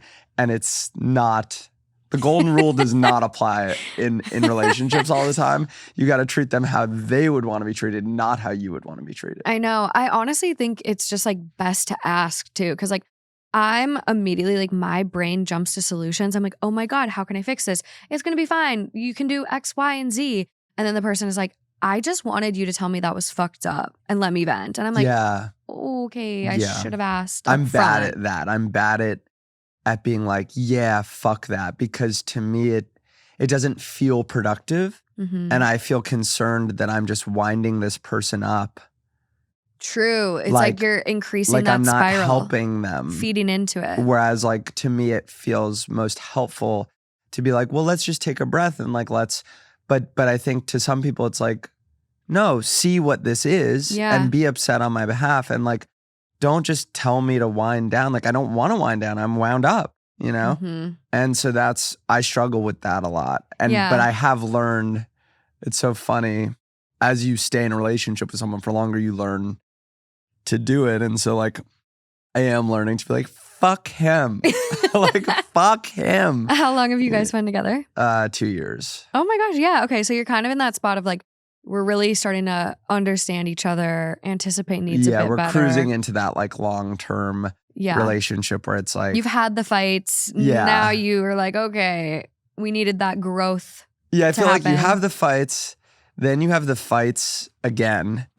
Then you have the fight about how you keep fighting about the same thing. Okay. And then it all comes to a head and you're like, are we going to learn how to avoid these fights or are we going to break up? Yeah. You learn eventually. And then eventually, like, I think we're entering this phase where it's like, oh, right, we've had this fight before and we've had the fight about this fight before and we've had a fight about the fact that we've fought about this a bunch before. Oh, so and now I'm good. finally realizing like, okay, this is how we avoid this fight. I like it. Yeah. It takes time. 2 years, you're like, I feel like by the 3-year mark, you're like, okay, Yeah. we know what a boundary is now. We can do this. Yeah. I love that. So you're about to be a best man. I am. Okay. I've been before too. Have you? This is my second. Another sibling? No, 'Cause this one's for your brother. a best friend. Okay. Not your first rodeo. Yes. This Not my one, first. I'm very curious what you think of. Coming from Am I the Asshole, titled, Am I the Asshole for making a kinda snarky comment at my sister's engagement dinner and now everyone's mad at me? Okay, so this literally just happened last weekend and it's still blowing up in my family group chat, so I need some outside opinions. My sister, 31 female, just got engaged, and we had this dinner thing at a kind of nice place. Like not a crazy fancy place, but still the type where you feel like you shouldn't laugh too loud. LOL. Everything was fine. We were doing toasts and stuff. Her fiance's giving this speech, and at one point he says something like how much he loves that she's so honest and never hides anything, which, I don't know, just kind of hit me weird because, like, she absolutely has hidden stuff before, specifically from me. Basically, when we were younger, like 10 years ago, she secretly dated one of my close friends for months, and I only found out because I walked in on them. It caused a whole thing, and I lost that friendship over it. She really never apologized, just kind of brushed it off as we were young, which, okay, but still. Anyways, I wasn't planning on saying anything, but I'd had a couple of drinks, and I just kind of muttered something like, quote, yeah, unless she decides to keep it a secret. And it got quiet fast. She immediately got mad and was like, are you serious right now? And her fiance was confused and asking what I meant. I didn't fully explain it. I just said it was old stuff and whatever. But yeah, the mood was dead after that. Dinner ended pretty awkwardly, and she texted me later saying that I humiliated her and that I always do this, which I don't, question mark, question mark. My parents are also on her side, saying I picked the worst possible time and should have just let it go. I mean, maybe the timing sucked, but also, am I wrong for still being annoyed about something she never actually owned up to? I don't know. Am I the asshole? Yes. Yes. To me, yes. Because Yeah. there's a different venue for this conversation. You're not the asshole for feeling some type of way about this. This is way in the past, and taking a moment that she is celebrating, a big moment for her, when any day of the week you could have this conversation in the past. I mean, Yeah. I understand why you were spurred by this comment of I never hide anything, and why that might have rubbed you the wrong way in the moment, and you'd had a couple drinks and fine. Like that, it was that comment that triggered you to respond. But you don't have to respond. You don't have to respond. This is her day, her moment, and you can fix the relationship or not. Is this something that's on your mind a lot? If not, you can let it go. I actually think it's totally fair to hold on to something that happened when you were way younger, but not to air it out in front of your family, in front of the fiance. That is a private conversation. Yeah, like, and clearly you didn't say it really in jest because it wasn't received in jest, and you didn't even seem to think you said it in jest. So yes, you're the asshole. Also, you didn't say like, oh, you lied to me about your ex. Like, you literally said, yeah, unless she decides to keep it a secret. No context. Yeah, it sounds nothing. very ominous. It's like, it almost sounds like you're accusing her of like cheating on her fiance. Thank you. Yes. Yeah. Like in my head, I'd be like, oh my God. Yeah, did you just drop a bomb? Are you accusing her of cheating right now on him? Yeah. That's horrible. Also, this is where I might have my hot take for the day. I don't know, you might yell at me, you guys. I do think she's kind of ridiculous for holding on to this. 10 years later, sister was 21 at the time, and you're mad 10 years later that she lied to you about hooking up with one of your friends? I will take the other side of this. Okay. The reason is not because of the incident. Wait, was it hooking up with one of the friends or someone that she was hooking up with too? I think it was just one of her friends. It was just one of her friends? Yeah. Oh, I thought she had like stolen her. She secretly dated one of my close friends for months. Listen, when someone does some like shady secret shit, whether how shady it was is debatable. Like, still hurt. Okay. It no, still hurt. My view is I just like when someone who's like, if it's my sibling or a best friend keeps something from me like that, I'm just like, okay, now I know this about you, that you're like willing to lie to me. Yeah, in that way. Like the trust is gone. Like, yeah, like you don't think I could have handled it if we had just had a mature conversation. So like, I understand why that might be buried somewhere within her. Same reason why like, you know, every once in a while, I mean, I don't know if you've ever had like the misfortune of, you know, I've been to my grandparents' funerals and you like know that your mom or dad has like a complicated relationship with them. And then you watch these like all ultra positive eulogies. And I just see my mom like well, that's not always how he was. It's like, I understand why these moments Yeah. where you see praise being heaped upon someone whom you have certain issues with, I understand why that's challenging. Yeah. Because you're like, oh, okay, we're just gonna ignore all the negative stuff. And the answer is yes. At an engagement dinner, you ignore all the negative stuff. At a wedding, you ignore the negative stuff. At a funeral, in the eulogy, you ignore the negative stuff. Or Yeah. you say the negative stuff as a joke really diplomatically. But these are not the moments, you know, where you air out the shitty things about someone. They get these days to have the record whitewashed a little bit. I completely agree. Like time and place for everything. I also just feel I'm like, if you're still dealing with this 10 years later, like it doesn't sound like she ended up with that friend anyways. I'm curious if it impacted their friendship so greatly that like you lost that best friend of yours, then okay, that really sucks and is obviously maybe more justified. We don't have any comments from OP highlighting or alluding to any of that. But I would say like, if you couldn't keep it in at this very important dinner for your sister, you need to go to therapy. Like you need to address this. And maybe it's therapy with her. Maybe you literally go and you're like, we need to hash this out because this feels like shit.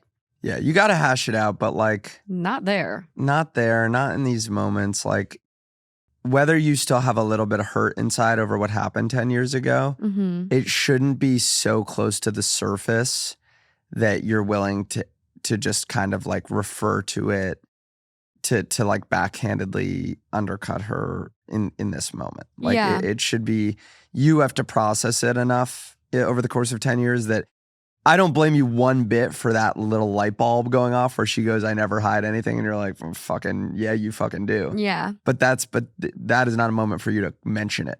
And overall vote, did agree. Overall vote, asshole. Yeah. Big red banner at the top. Top comment, you're the asshole. It wasn't kinda snarky. It was, I'm intentionally going to ruin this night for my sister because she hooked up with someone over 10 years ago and I reacted so poorly to it that I lost a friendship over it. Now you get to lose a sister too.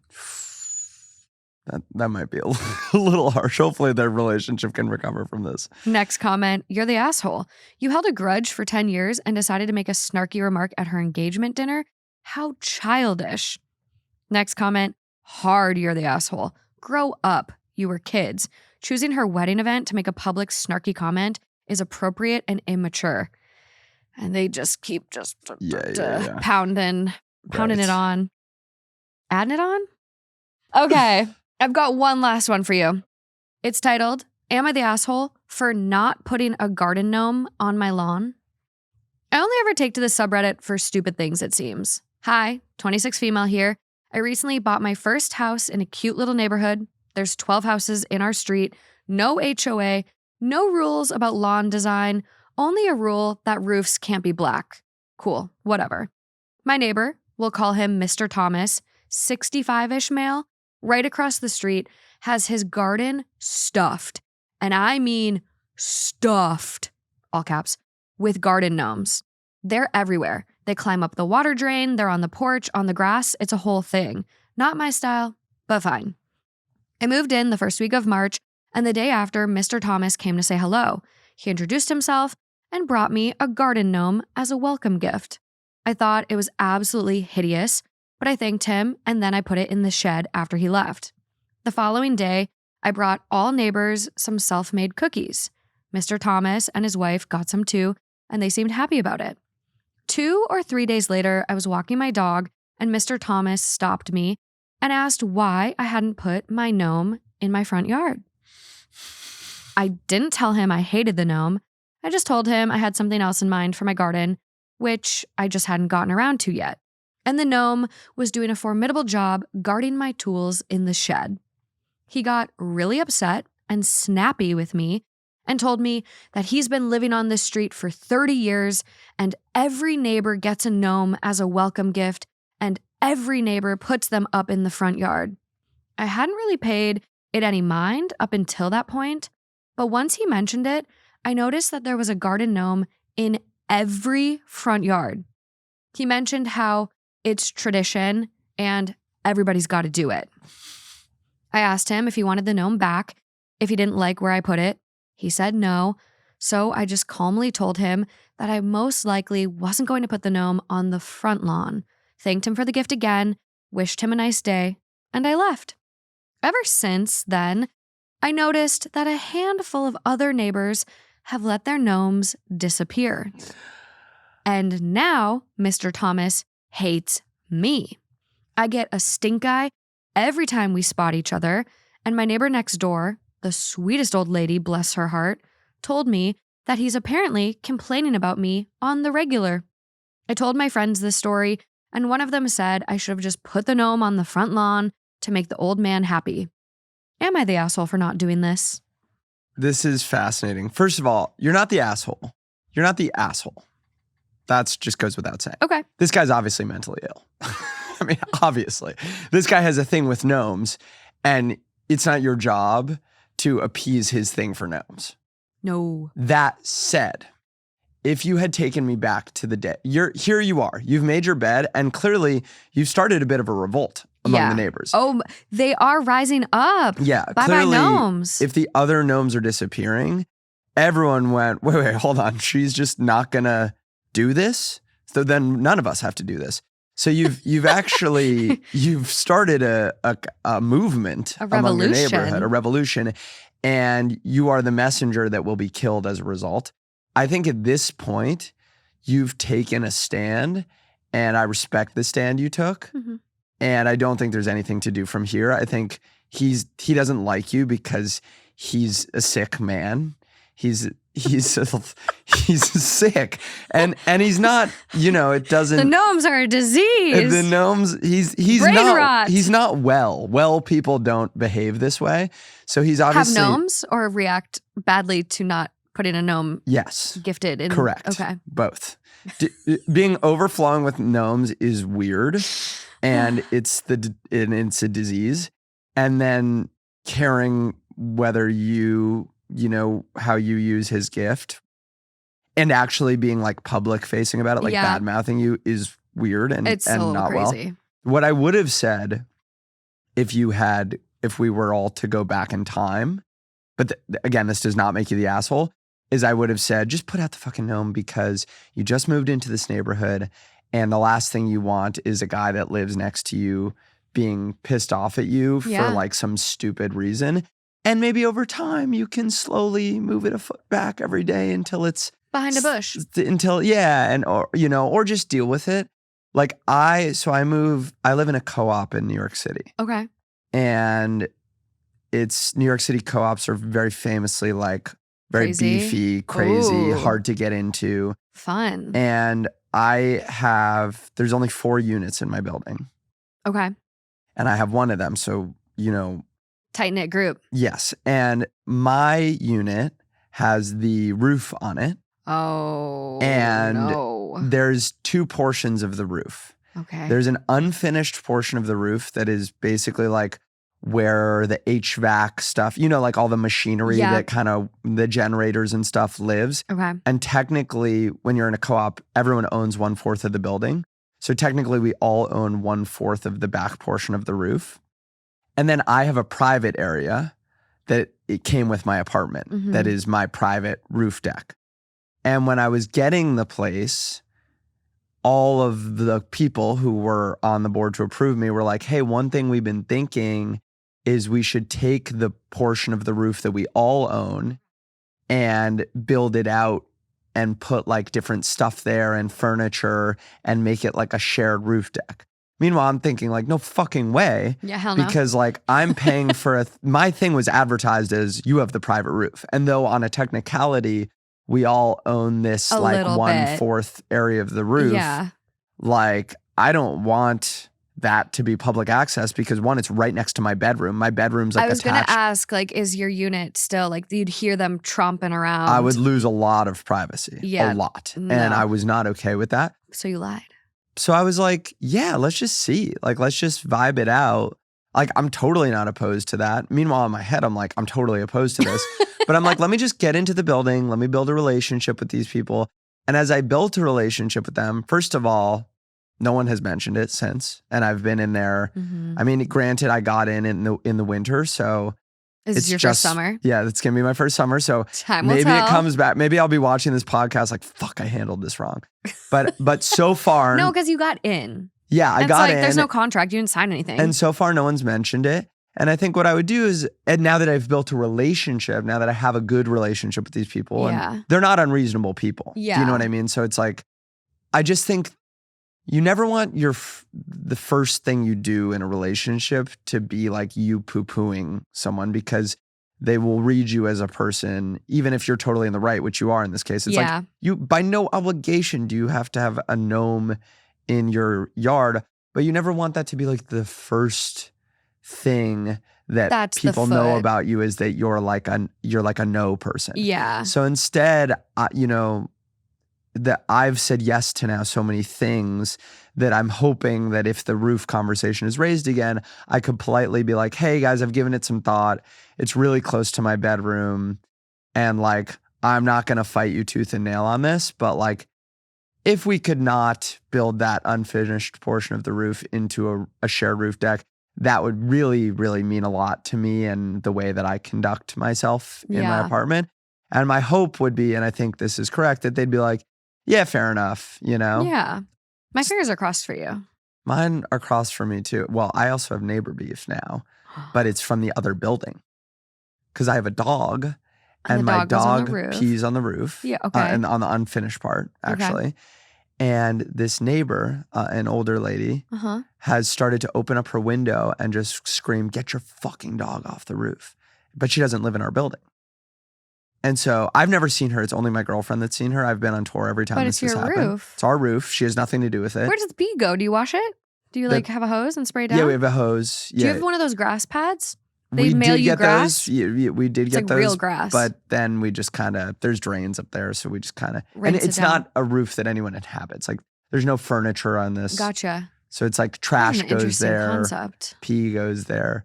In New York, it's so different because like I know we don't have a yard we can just let her out on. Like, so I literally was walking down the street the other day and like dogs just have to poop on the sidewalk. It's a tough life for a city dog. I wish like we could just have a doggy door to a place where she could freely run and anytime she needed to go. I like the grass pad. When my dog had surgery on her hip, we ordered like the grass subscription. It's like it's literally real grass. Yeah, that's what we did. It's got a tray and you rinse the tray, which I guess I don't know. Maybe it's the same if you're just rinsing your We roof. ordered it, but then eventually realized that it was ultimately kind of the same thing. Same, yeah. To like put because we didn't need the space beneath the grass to be clean. Oh, that's crazy. But so she's just sitting at her window waiting for you. Yeah, and I think her issue was like one time our dog was barking, so she yelled, but it was barking at 4 p.m. on a Tuesday, and it's New York City. Like dogs bark in New York City.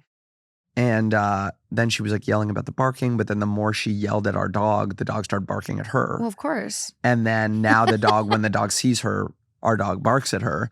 And so that makes her even more angry. And then the other problem is like the roof doesn't have like adequate guardrails. Okay. So she's worried that our dog will run off the roof, which like. That might be valid. Fair, but she doesn't have to like scream at us about it. And also like our dog's not going to run off the roof because like our dog has walked up to the edge and looked over and realizes that it's a building. So our dog's not going to like kill herself. Well, I don't want to scare you. I'm going to get in trouble. No. I think some sort of railing would be advisable. Well, yeah, our roof portion has. Okay. So the back area has no adequate railing. Okay. She just goes out, pees, and then we leave. Gotcha. She doesn't like play out there or anything. Where she plays, we have railings. Yeah. So I had a German Shepherd. He loved balls. Loved a ball. And his ball rolled off of our deck. He jumped off the deck and broke his leg. So they're smart until they're not. Yeah. Well, definitely we're never going to throw not balls unattended. Yeah. There you go. Off of our roof because it is Well, we didn't throw it. He pushed. He just like push. He pushed it off. We don't have balls up there. There you go. You're fine. You're fine. But she's a puppy still and I'm a new dog owner. So now that I think about this, I go, yeah.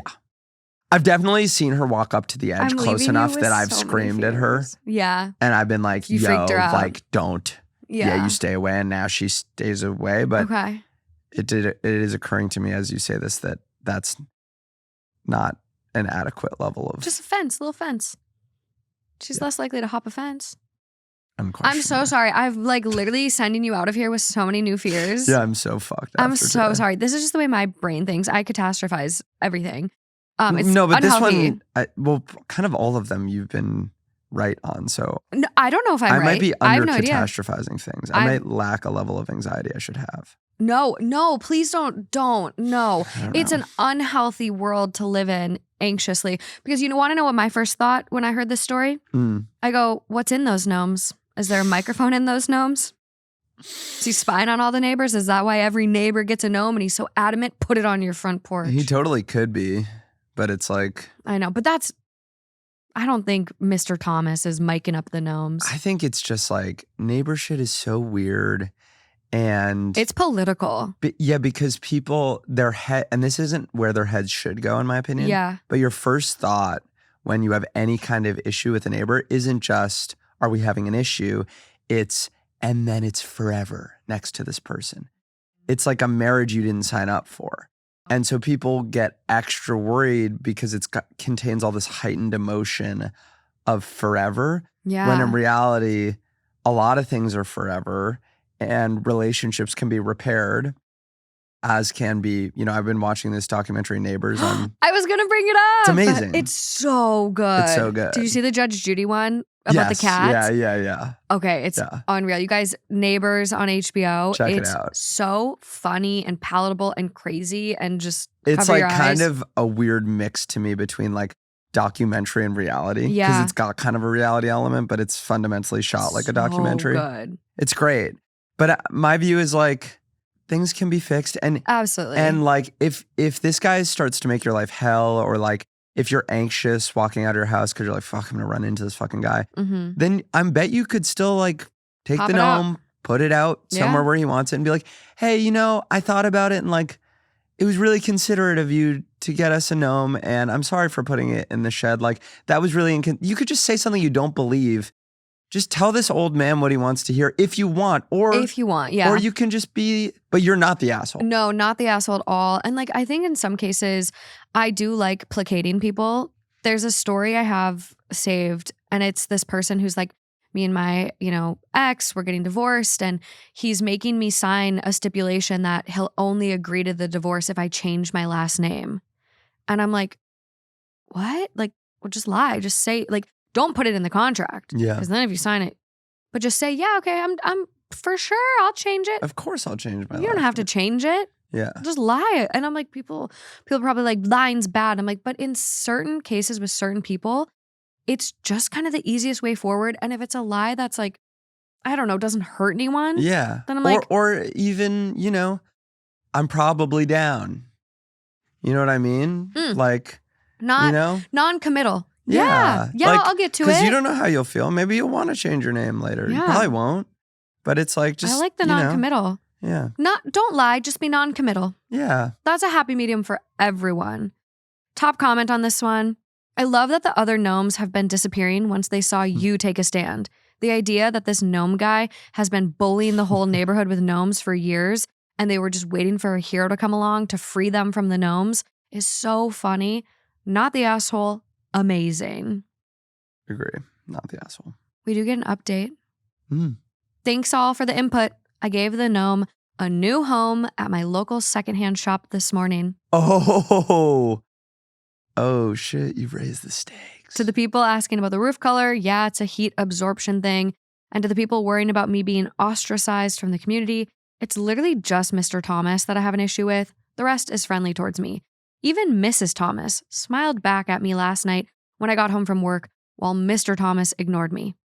So I think I'll be fine. Yeah, it's fine. As long as, the biggest thing is like, you don't seem anxious about it. So if it's not ruining your life, then it's totally fine. I honestly wish I had this level of confidence. Yeah, me too. Security. I'd be anxious. I'd be like, oh. I would have put it out. I would have folded. Me too. I'm a bit of a people pleaser, and I would have definitely put that out.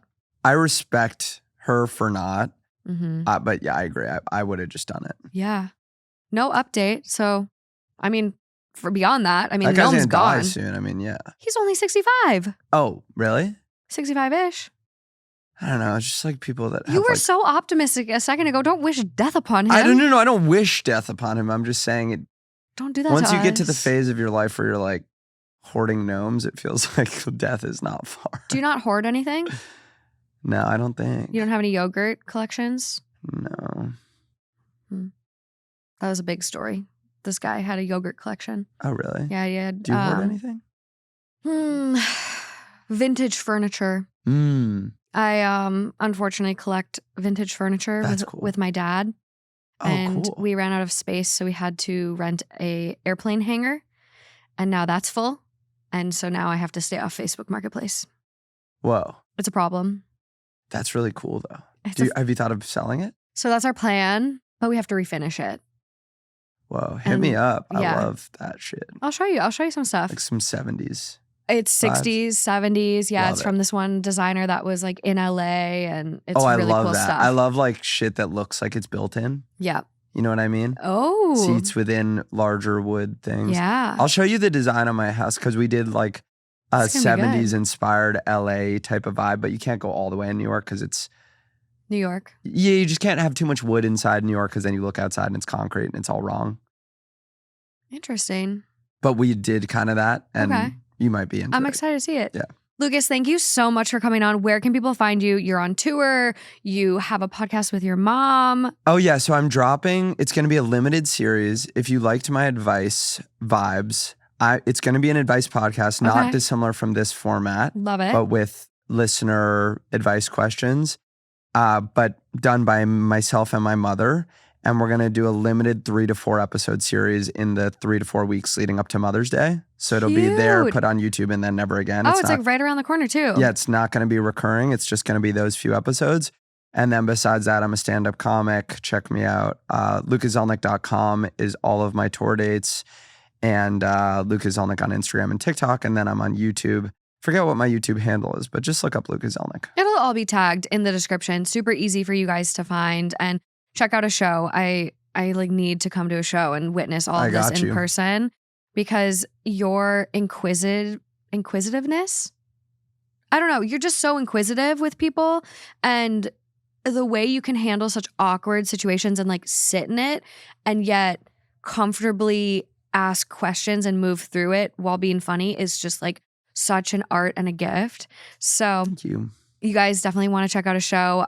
You're doing like Netflix as a joke. Mm-hmm. So much cool stuff. So be sure to look at Lucas's links in the description. And other than that, until next time, guys. Bye. Thank you.